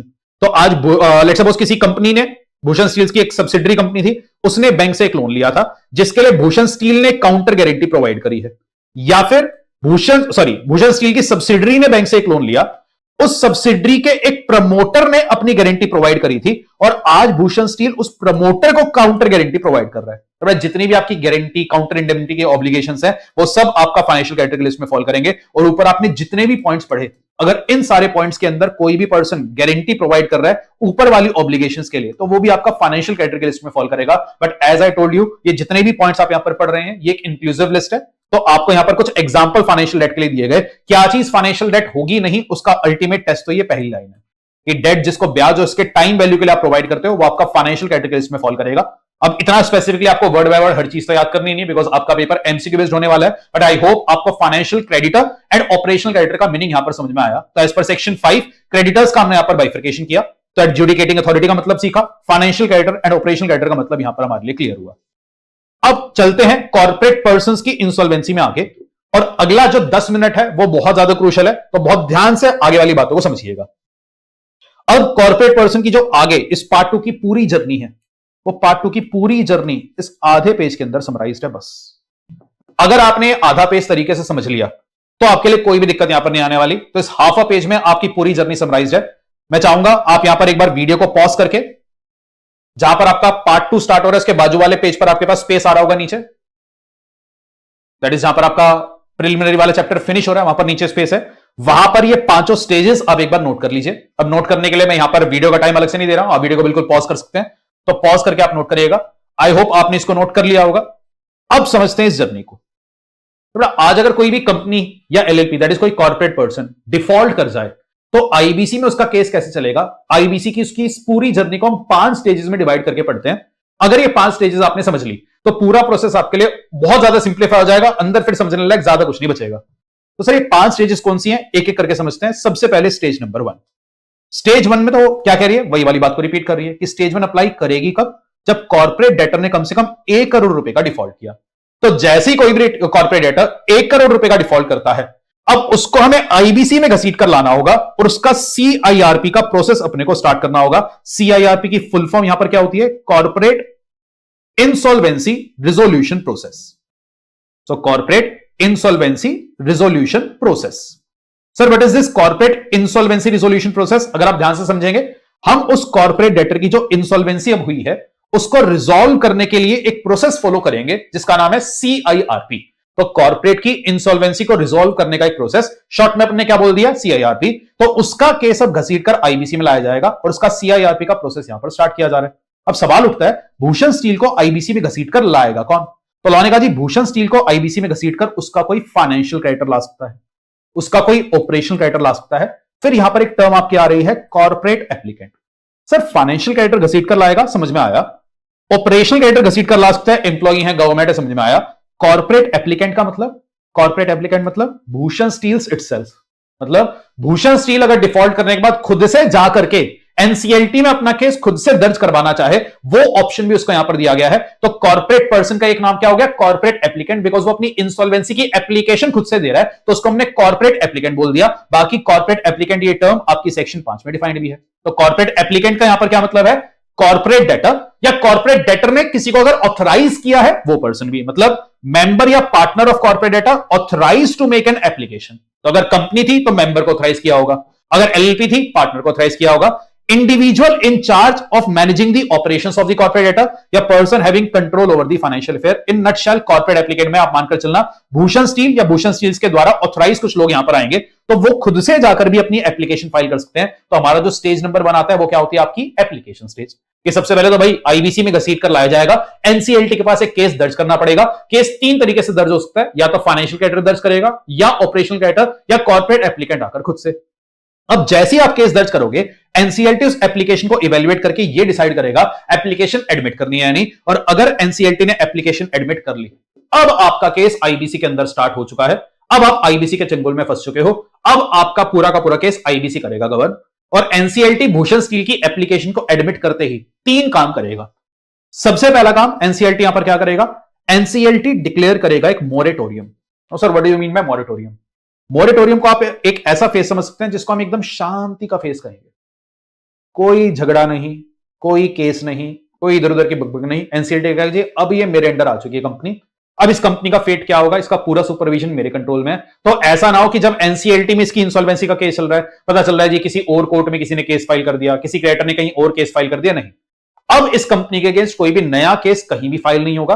जितने भी एग्जिस्टिंग केसेस चल रहे थे उनको भी रोक दिया जाएगा, because NCLT will now decide the fate of this company. Because अगर एनसीएलटी के साथ साथ बाकी लीगल प्रोसीडिंग पैरेलली चलती रही तो इंसॉल्वेंसी कभी भी प्रॉपर्ली रिजॉल्व हो ही नहीं पाएंगी। इसलिए इस कंपनी के अगेंस्ट जो भी केसेस कहीं भी चल रहे थे उनको रोक दिया जाएगा, कोई नया केस दर्ज नहीं होगा, उसे बोला जाएगा मोरेटोरियम। तो सबसे पहला काम एनसीएलटी करेगा, अब रुक जाओ, भूषण स्टील का क्या होगा ये मैं डिसाइड करूंगा, तो मैंने एक मोरेटोरियम यहां पर डिक्लेयर कर दिया है। अगला काम एनसीएलटी करेगा, एनसीएलटी यहां पर एक पब्लिक अनाउंसमेंट करवाएगा और उसमें वो कहेगा जी इस कंपनी के अगेंस्ट सीआईआरपी का प्रोसेस स्टार्ट हो चुका है, ये कंपनी आईबीसी में आ चुकी है। पब्लिक अनाउंसमेंट का पर्पस क्या होगा? एनसीएलटी कह रहा है देखो जी एसबीआई ने आकर केस फाइल किया है, पर मेरे को पता है एसबीआई के अलावा इस कंपनी के और भी तो बहुत सारे क्रेडिटर्स हैं, तो एसबीआई के अलावा और जितने भी क्रेडिटर्स हैं जिसको भूषण स्टील से अपना पैसा वसूलना है आके फटाफट से अपने को बता दे।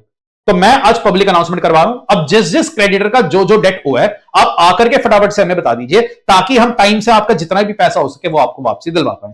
तो एक पब्लिक अनाउंसमेंट यहां पर करी जाती है ताकि क्रेडिटर्स आकर के अपने क्लेम्स फिर यहां पर बता पाए। एंड सर ये सारा काम क्या एनसीएलटी खुद से करेगा कि कौन कौन से क्रेडिटर हैं, क्या क्लेम ला रहे हैं, उनका पूरा कोलेशन करना? नहीं, एनसीएलटी विला थोड़ी ना है। तो यहां पर ये सारा काम कौन करेगा? ये सारा काम करेगा आईआरपी। तो एनसीएलटी का जो तीसरा सबसे इंपॉर्टेंट काम है, एनसीएलटी यहां पर अपॉइंट करेगा IRP. Now what do we mean by IRP? Interim resolution professional. Interim resolution professional ये क्या है? एक बात आप समझ गए, ये एक ऐसा प्रोफेशनल है जो यहां पर रिजोल्यूशन दैट इज उसकी इंसॉल्वेंसी को रिजॉल्व करने का पूरा एडमिनिस्ट्रेशन अपने कंट्रोल में लाएगा। तो यहां पर एक प्रोफेशनल को अपॉइंट किया जा रहा है जो सीआईआरपी का एक पूरा प्रोसेस एनसीएलटी के नीचे रहते हुए सुपरवाइज करेगा और कंपनी की इंसॉल्वेंसी प्रॉपर्ली रिजॉल्व हो पाए इस चीज का ध्यान रखेगा। ये एक प्रोफेशनल है, इसको सारे लीगल प्रोविजन अच्छे से आते हैं, इसको पता है आईबीसी में कब क्या क्या काम कहां पर होना चाहिए। तो ये रिजोल्यूशन प्रोफेशनल ये काम यहां पर करने वाला है। तो यहां पर एक रिजोल्यूशन प्रोफेशनल अपॉइंट किया जाएगा। अब अगर हम आईबीसी में थोड़ा सा डिग डाउन करें, सर रिजोल्यूशन प्रोफेशनल बनेगा कौन? तो आईबीसी के सेक्शन 5 में अगर हम जाएंगे, उसने कहा जी रिजोल्यूशन प्रोफेशनल बनेगा कोई भी इंसॉल्वेंसी प्रोफेशनल।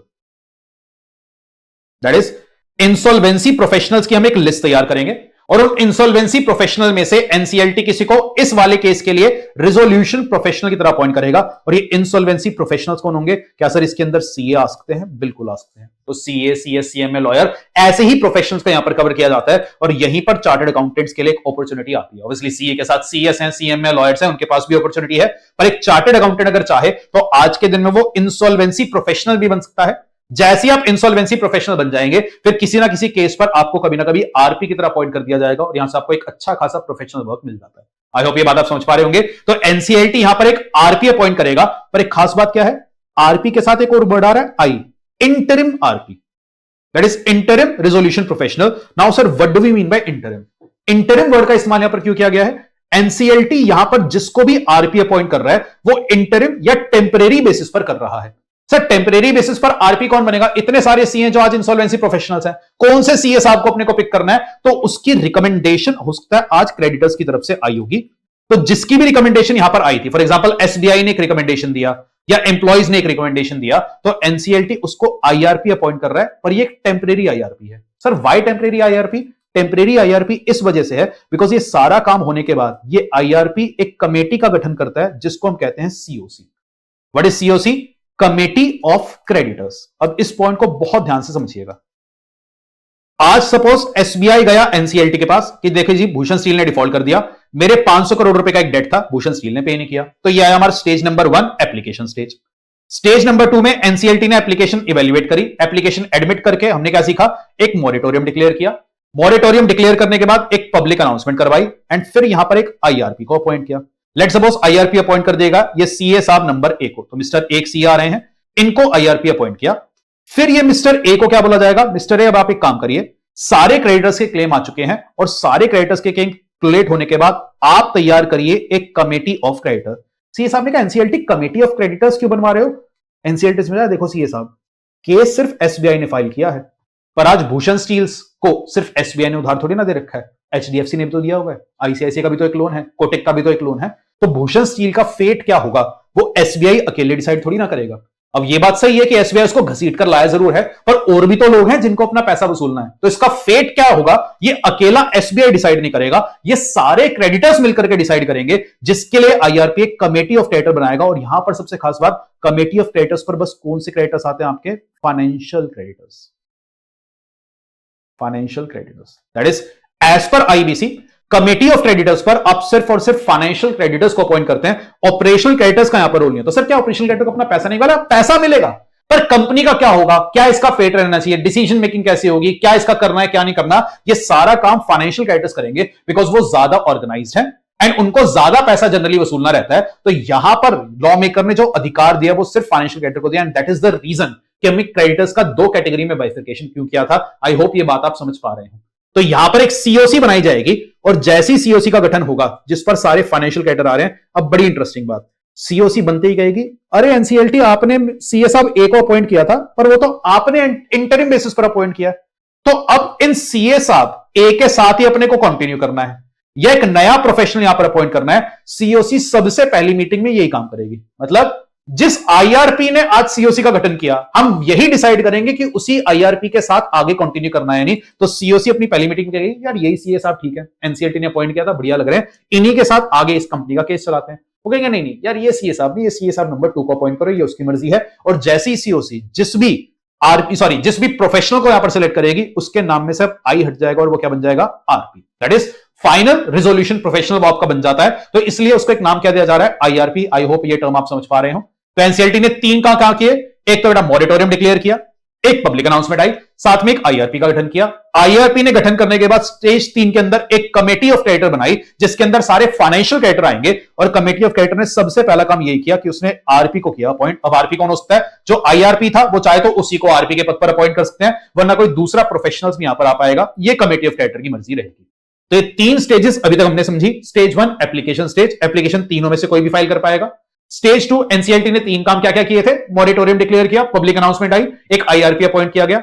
आईआरपी ने कमेटी ऑफ क्रेडिटर्स बनाई जिसमें सारे फाइनेंशियल क्रेडिटर आए, और यहां पर आरपी को अपॉइंट किया गया। फिर आया आपका स्टेज नंबर 4, और स्टेज नंबर 4 ने फिर क्या कहा?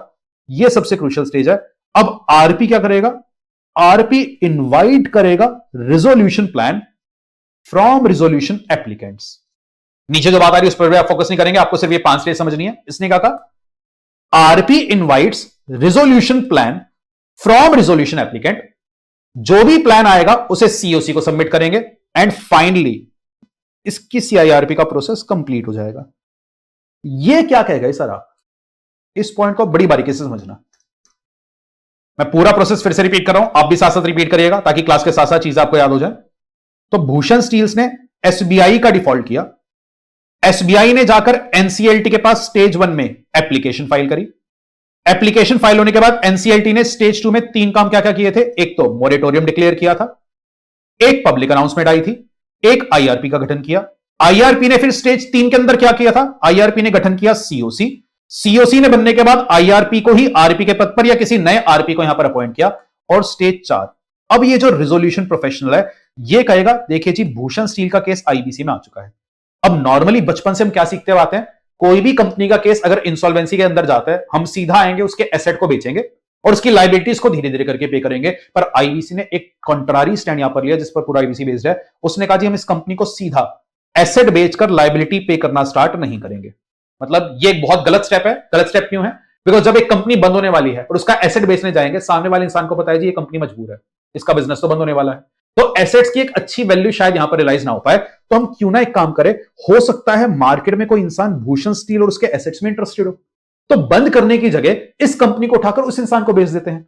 क्या पता एसेट बेचकर अपने को जितना पैसा रियलाइज होने वाला था, सामने वाला पार्टी उससे ज्यादा पैसा पे कर दे। तो लेट्स सपोज एसबीआई और बाकी सारे क्रेडिटर्स का मिलाकर भूषण स्टील को इन टोटलिटी 20,000 करोड़ पे करना था। टोटल डेट 20,000 करोड़ का आ रहा था, और हमें एक चीज दिख रही है यार एसेट बेचकर शायद इस कंपनी से ना 3,000 करोड़ ही रियलाइज होंगे, तो इससे तो हमारे क्रेडिटर्स की ज्यादा कोई खास रिकवरी हो नहीं पाएगी। तो एक काम करते हैं, हम मार्केट में एक ऑफर निकालते हैं कि आज भूषण स्टील आईबीसी में आ चुकी है, अगर कोई भी पर्सन इस कंपनी और इसके एसेट्स में इंटरेस्टेड है तो आप सामने आइए और अपनी एक बिड पेश करिए। लेट्स सपोज एक कंपनी सामने आई जेएसडब्ल्यू स्टील, और जब जेएसडब्ल्यू स्टील सामने आई, वो सामने आई एक प्लान बनाकर, और उसने कहा देखिए जी मैं भूषण स्टील को एक्वायर करने के लिए तैयार हूं।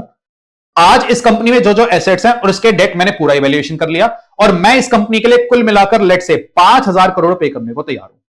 5,000 करोड़ जो मैं पे करूंगा उसमें अपफ्रंट 2,000 करोड़ का कैश होगा, 1,000 करोड़ का मैं डिवेंचर, एंड 2,000 करोड़ के लेट सपोज कुछ इक्विटी शेयर में इशू करने को तैयार हूं। एक और कंपनी आ गया है, वो कह रही जी मैं भी भूषण स्टील को एक्वायर करने के लिए तैयार हूं, मैं तो जेएसडब्ल्यू स्टील से भी बेटर प्लान बनाकर लाऊंगी। और कंपनी आ गया लेट्स सपोज टाटा स्टील।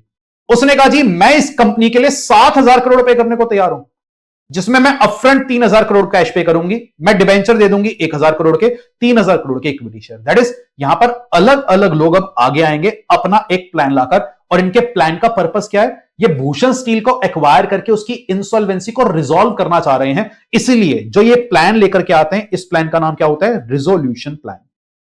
मतलब ये अपनी तरफ से एक प्लान बना करके लाए हैं कि हम उस कंपनी की इंसॉल्वेंसी रिजॉल्व करवाने को तैयार हैं, और हमारी तरफ से एक प्लान बनकर के आया जिसे हम रिजोल्यूशन प्लान बोलेंगे।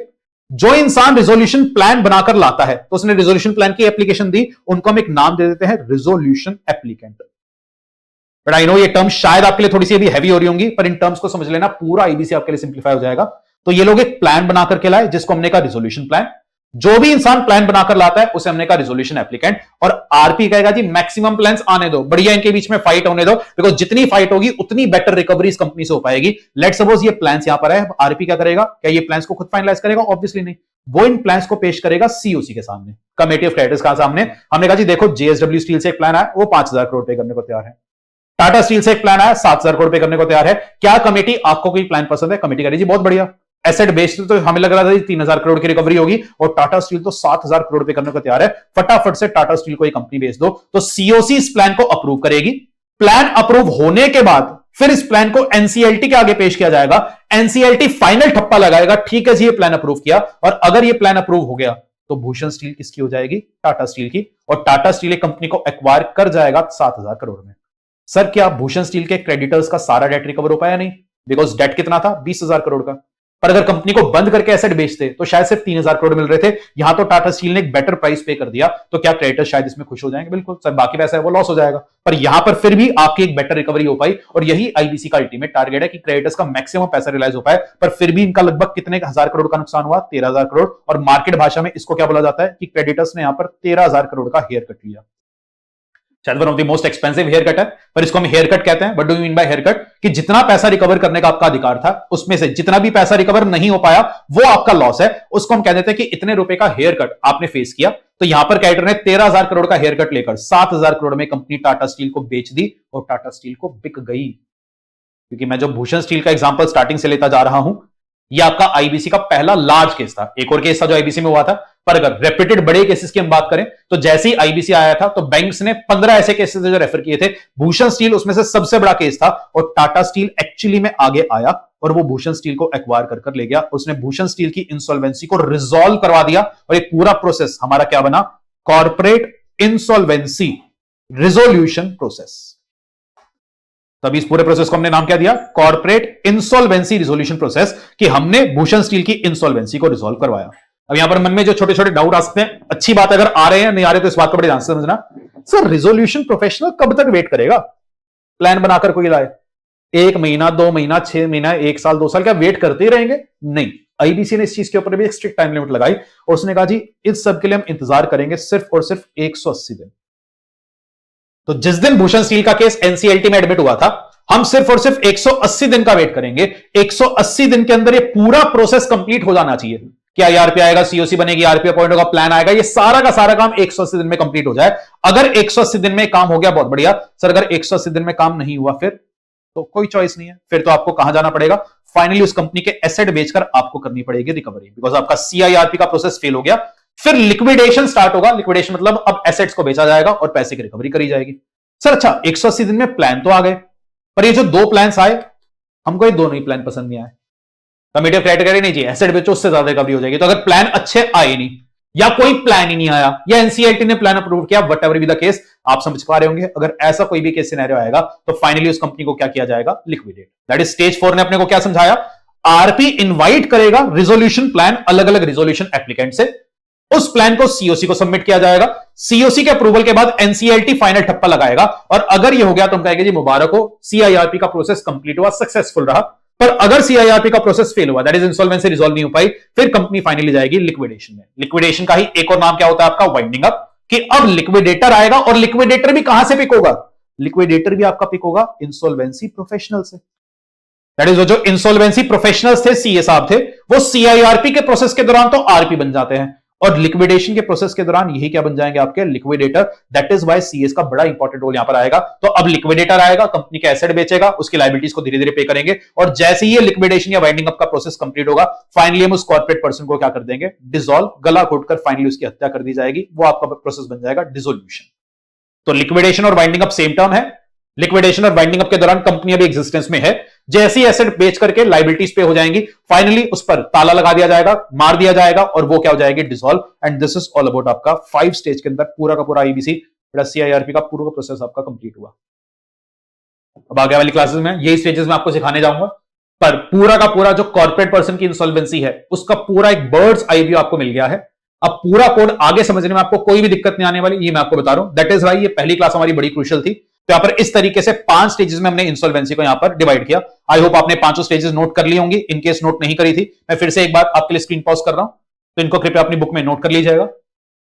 चैप्टर सेकंड जहां स्टार्ट हो रहा है उससे जस्ट पहले वाले पेज पर आपके पास स्पेस होगा, वहां इसको नोट कर लीजिए।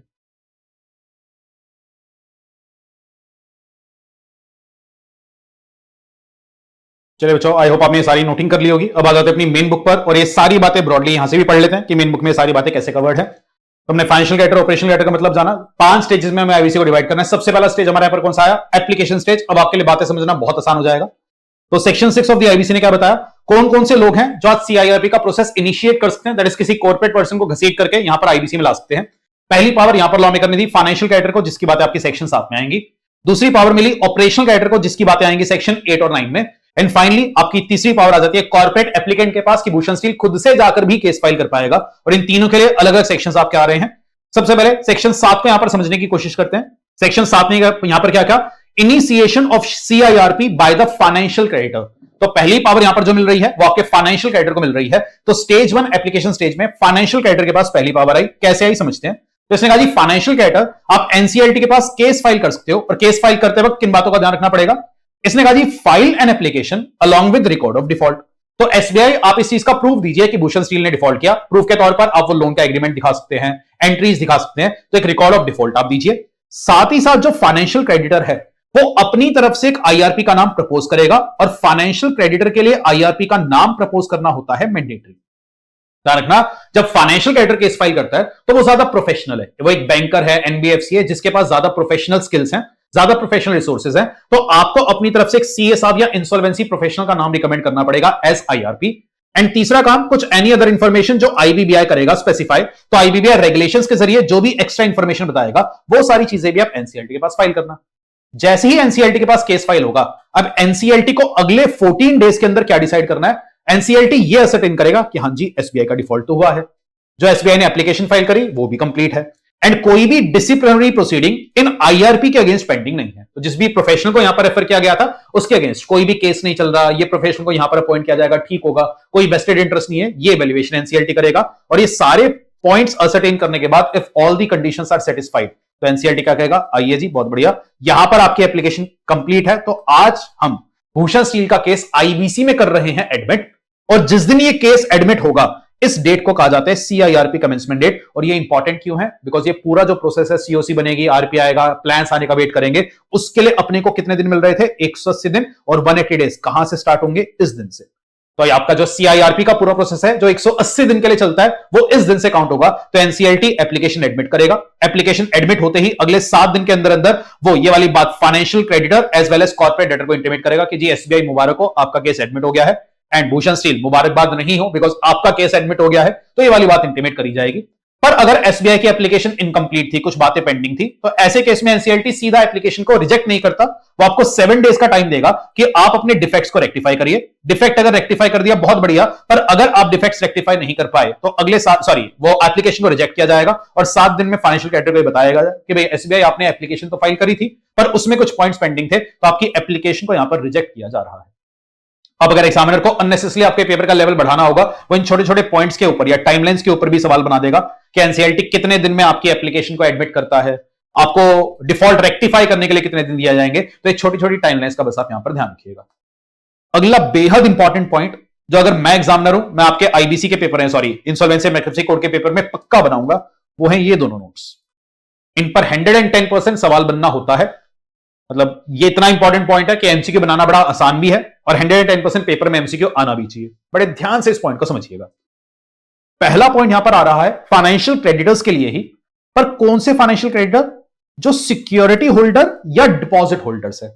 कहने का तात्पर्य है, आज अगर भूषण स्टील ने डिबेंचर्स के जरिए पैसा रेज किया था, तो उसने कुछ डिबेंचर इशू किए थे 100 करोड़ रुपए के, और यहां पर बहुत सारे हंड्रेड्स ऑफ डिबेंचर होल्डर्स थे जिन्होंने इसके डिबेंचर्स खरीदे, या भूषण स्टील ने पैसा रेज किया था डिपॉजिट्स के जरिए, and hundreds and thousands of deposit holders are there. तो अब सवाल उठता है, फाइनेंशियल क्रेडिटर एप्लीकेशन फाइल तो कर सकता है, पर एप्लीकेशन फाइल करने के लिए मिनिमम अमाउंट ऑफ डिफॉल्ट चाहिए 1 करोड़। अब वो 1 करोड़ का डिफॉल्ट का अमाउंट क्या इंडिविजुअल डिबेंचर होल्डर का देखा जाएगा, और क्या एक इंडिविजुअल डिबेंचर होल्डर जाकर ही केस फाइल कर पाएगा? तो यहां पर लॉ मेकर ने थोड़ी सी रिलैक्सेशन दी, बिकॉज आपने जो डेट रेज किया है वो एक क्लास ऑफ पर्सन से किया है, तो यहां पर केस फाइल करने का जो राइट है वो किसको मिल गया? उन्होंने कहा जी, for the financial creditors being security और deposit holder, an application for initiation of CIRP shall be filed jointly by not less than 100 of such creditors or not less than 10% of the total number of creditor, whichever is obviously lower. कहने का तात्पर्य है, अगर total debenture holders मिलाकर let suppose यहां पर है 500, तो कितने डिबेंचर होल्डर केस फाइल कर पाएंगे? या तो 100 या 10%। 10% कितना होगा? 50, which ever is less, that is अगर 50 डिबेंचर होल्डर्स ने भी कलेक्टिवली केस फाइल कर दिया, केस एडमिट हो जाएगा अगर उनका कलेक्टिव अमाउंट 1 करोड़ या उससे ज्यादा का था। Let suppose sir total debenture holders थे 5000, 5000 का हमने 10% किया, तो 10% आया यहां पर 500, या फिर 100, विच एवर इज लोअर। तो अब की बार जो लिमिट आ जाएगी वो कितनी आ जाएगी? 100। तो अगर 5000 50,000 डिबेंचर होल्डर भी हैं, अपने को सिर्फ 100 लोगों को इकट्ठा करना है इसके अगेंस्ट केस इनिशिएट करने के लिए, तो अगर 100 लोग भी इकट्ठा हो गए काम चल जाएगा। इन नटशेल, या तो आप 100 लोगों को इकट्ठा कर लीजिए, या टोटल जितना था उसका 10% विच एवर इज लोअर, दोनों में से अगर कोई भी कंडीशन आप मीट करते हो काम चल जाएगा। और सेम पॉइंट आपका अप्लाई करता है होम बायर्स के केस में।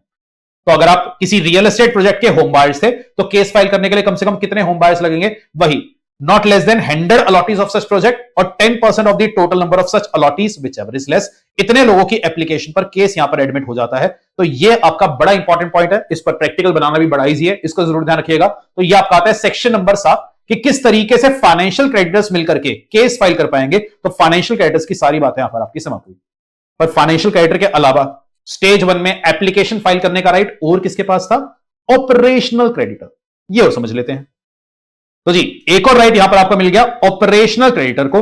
बस ऑपरेशनल क्रेडिटर के केस में एक स्टेप एक्स्ट्रा आता है जो फाइनेंशियल क्रेडिटर के केस में नहीं था। मतलब अगर आप ऑपरेशनल क्रेडिटर देखेंगे, यहां पर अगले पेज पर जो डायग्राम है वो ऑलमोस्ट सेम है, बस यहां पर कुछ बातें एक्स्ट्रा हैं, इसको ध्यान से समझिएगा। ये बातें एक्स्ट्रा क्यों है और इसका एक्स्ट्रा की बातों का लॉजिक भी बड़ा इंपॉर्टेंट है। आज लेट्स सपोज हम वही भूषण स्टील का एग्जांपल ले रहे थे। भूषण स्टील्स ने लेट्स सपोज एक कंपनी आपकी आ रही थी स्टील अथॉरिटी ऑफ इंडिया, उससे कुछ रॉ स्टील खरीदा। जो रॉ स्टील यहां पर खरीदा गया, इनवॉइस वैल्यू आई 20 करोड़ की, और आज जैसे ये रॉ स्टील आया, भूषण स्टील ने चेक किया तो स्टील की क्वालिटी खराब थी। जो स्टील अथॉरिटी ऑफ इंडिया से मंगवाया गया था उसने गलत स्टील सप्लाई कर दिया। तो भूषण स्टील कह रहा जी मैं तो पेमेंट नहीं करूंगा, अपना माल उठाकर ले जाओ। स्टील अथॉरिटी कह रहे नहीं जी ऐसे कैसे पेमेंट नहीं करोगे, आपने जो माल मांगा था वो माल भेजा है, हमारी पेमेंट करो वरना केस फाइल कर देंगे। तो यहां पर क्या सीधे केस फाइल हो जाना चाहिए? नहीं, बिकॉज बिजनेस डीलिंग्स के अंदर इस तरीके के डिस्प्यूट अराइज हो सकते हैं। इसलिए लॉ मेकर ने ऑपरेशनल क्रेडिटर के केस में एक स्टेप एक्स्ट्रा यहां पर क्या रखवाया कि ऑपरेशनल क्रेडिटर सबसे पहले आप क्या काम करना कि अगर भूषण स्टील ने आपकी पेमेंट नहीं करी तो पेमेंट ना करने के केस में आप उसको एक डिमांड नोटिस भेजिए और साथ में इनवॉइस भेजकर अपनी पेमेंट मांगिए कि लाइए भूषण स्टील मेरी पेमेंट करिए। जैसी ऑपरेशनल क्रेडिटर ने इनवॉइस भेजा, कॉर्पोरेट डेटर को अगले 10 दिन में क्या काम करना है, या तो वो 10 दिन के अंदर पेमेंट कर देगा, बहुत बढ़िया, वरना भूषण स्टील कहेगा जी पेमेंट इसलिए नहीं कर रहा बिकॉज जो क्वालिटी भेजी थी गड़बड़ है। तो यहां पर एक डिस्प्यूट है। तो अगर यहां पर एक डिस्प्यूट का केस हुआ, फिर यहां पर अभी के लिए केस आईबीसी के अंदर नहीं आएगा, पहले वो डिस्प्यूट रिजॉल्व कर आइए और ये डिसाइड करिए कि क्या ऑपरेशनल क्रेडिटर के पास पैसा रिकवर करने का अधिकार भी है या नहीं। दैट इज ऑपरेशनल क्रेडिटर के केस में भूषण स्टील के पास एक अधिकार होता है कि वो 10 दिन के अंदर डिस्प्यूट रेज कर सकता है, और डिस्प्यूट का मीनिंग भी सेक्शन नंबर 5 ने यहां पर डिफाइन किया। तो अगर आप आएंगे तो वहां पर आपको डिस्प्यूट का मीनिंग समझाया जा रहा है। तो डिस्प्यूट क्या है? Dispute includes a suit or arbitration proceeding relating to existence of the amount of debt, कि पार्टी को कोई पेमेंट करनी भी है नहीं, ये चीज डिस्प्यूटेड है। क्वालिटी ऑफ द गुड्स और services, breach of any representation और वारंटी। तो कोई कॉन्ट्रैक्ट इस टाइप से जब ब्रीच हुआ, अगर डिस्प्यूटेड केस है तो हम आईबीसी में केस को घसीट कर नहीं लाएंगे। पर ना तो उसने 10 दिन में पेमेंट करी, ना कोई डिस्प्यूट रेज किया, तो अब ऑपरेशनल क्रेडिटर आपको अधिकार मिल जाएगा। आप एनसीएलटी के पास एप्लीकेशन फाइल करिए। जब एप्लीकेशन फाइल करेंगे, जो आपने डिमांड नोटिस और इनवॉइस भेजा था उसकी कॉपी लगाइए, एक एफिडेविट लगाइए कि 10 दिन के अंदर सामने वाली पार्टी से कोई रिप्लाई नहीं आया, प्रूफ ऑफ नॉन पेमेंट लगाइए और मे प्रपोज आईआरपी। ये पॉइंट इंपॉर्टेंट है, किस लिए कि जो ऑपरेशनल क्रेडिटर है वो जब एप्लीकेशन फाइल करेगा वो आईआरपी का नाम चाहे तो प्रपोज कर सकता है, इसके लिए मैंडेटरी नहीं होता। प्रपोज अगर करेगा एनसीएलटी मोस्ट प्रोबेबली इसी को आईआरपी अपॉइंट कर देगा, वरना एनसीएलटी अपनी तरफ से एक आईआरपी का नाम ढूंढ करके लाएगा। तो एक ऑपरेशनल क्रेडिटर के लिए आईआरपी का नाम बताना मैंडेटरी नहीं है। अगला स्टेप बिल्कुल सेम है, एनसीएलटी के लिए 14 डेज में डिसाइड करेगा सारी कंडीशन ठीक थी या नहीं, एप्लीकेशन कंप्लीट थी या नहीं, कोई डिस्प्यूट नहीं था, और अगर सारी कंडीशन सेटिस्फाई हो जाएगी वो आपकी एप्लीकेशन को एडमिट कर देगा। ये आपका सीआईआरपी का कमेंसमेंट डेट बनेगा। ये बात पार्टीज को कम्युनिकेट करी जाएगी। पर अगर एप्लीकेशन में कोई डिफेक्ट था, डोंट वरी, वही 7 दिन का आपको डिफेक्ट रेक्टिफाई करने का समय मिलेगा। रेक्टिफाई कर दिया बहुत बढ़िया, वरना एप्लीकेशन रिजेक्ट होगी। कॉर्पोरेट डेटर को, ऑपरेशन डेटर को ये बात इंटीमेट करी जाएगी। बाकी सारा प्रोसेस आपका एकदम सेम है, बस ये एक एक्स्ट्रा स्टेप आपका आ जाता है जहां पर आपको इनवॉइस या डिमांड रेज करनी पड़ेगी और सामने वाली पार्टी को डिस्प्यूट रेज करने का एक पॉइंट मिल जाता है। तो ऑपरेशनल क्रेडिटर के लिए ये आपका सेक्शन 8 और 9 आया। एंड फाइनली लास्ट राइट तो लॉ मेकर ने किसको दे दिया? कॉर्पोरेट एप्लीकेंट को खुद, कि भूषण स्टील आप खुद से जाकर भी एनसीएलटी के पास केस फाइल कर सकते हो। जब आप खुद से एप्लीकेशन फाइल करोगे तो आपको इंफॉर्मेशन प्रोवाइड करनी पड़ेगी अपनी बुक्स ऑफ अकाउंट्स की।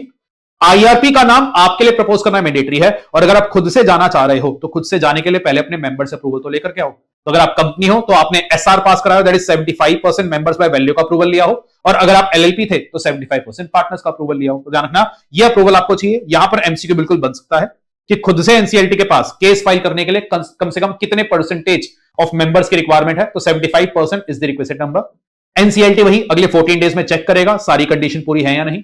अगर सारी कंडीशन पूरी थी, केस एडमिट हो जाएगा, ये आपकी सीआईआरपी कमेंसमेंट डेट होगी। एप्लीकेशन कंप्लीट नहीं थी तो रिजेक्ट कर दी जाएगी, एंड आपको ये बात इंटीमेट करी जाएगी 7 डेज का रेक्टिफिकेशन का टाइम देकर के आपकी एप्लीकेशन रिजेक्ट हो जाएगी। बाकी पूरा प्रोसेस एकदम सेम है।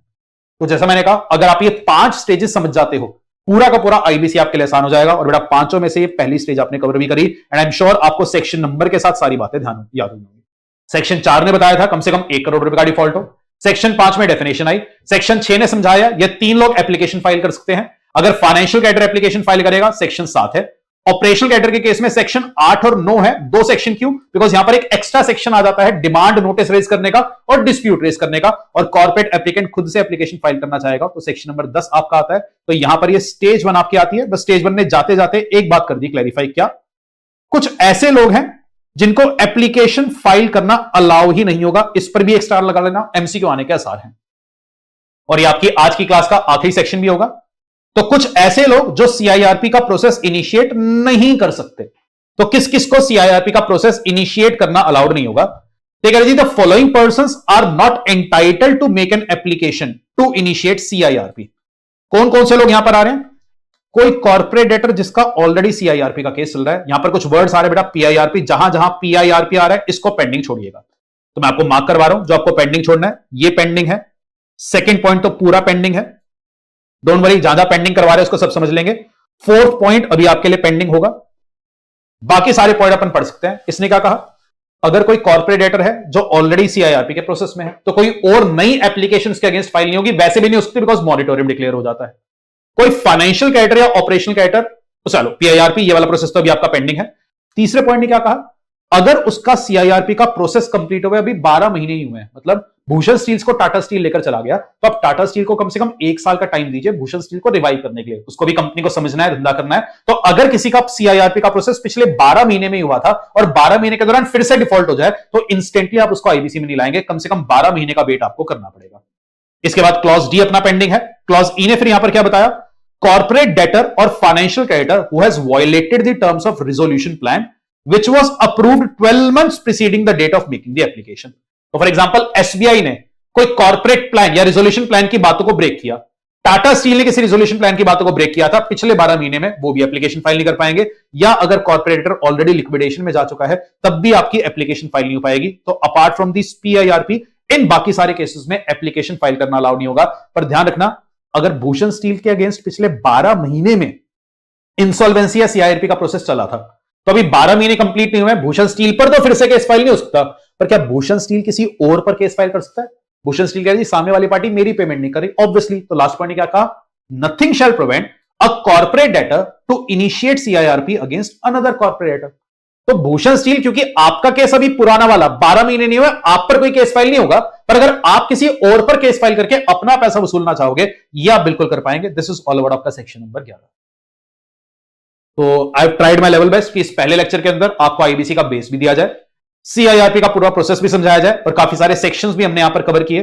एंड ये हमारा टारगेट इस पूरे बैच में रहेगा कि मिनिमल टाइम में आपकी मैक्सिमम कवरेज हो पाए, पूरा आईबीसी पर आपकी ग्रिप बन जाए, सारे सेक्शंस आपके कंट्रोल में आ जाए, और मिनिमल टाइम के साथ मैक्सिमम कवरेज करते हुए आप अपना एग्जाम पास तो कर लोगे, उसकी गारंटी नहीं है, सॉरी उसकी गारंटी है, पर आपको जिंदगी में आईबीसी को टैकल करने में दिक्कत ना आए, वो मेरी तैयारी रहेगी कि जी आप पूरे बैच के अंदर आपको पूरी ग्रिप आईबीसी के ऊपर बन जाए, ताकि आगे आप कोई और दिक्कत फेस ना करें। चलिए, आई rest today's class. I know थोड़ी सी हैवी आपके लिए शायद होगी, बट आई एम श्योर कि आपने इस क्लास को एंजॉय किया होगा।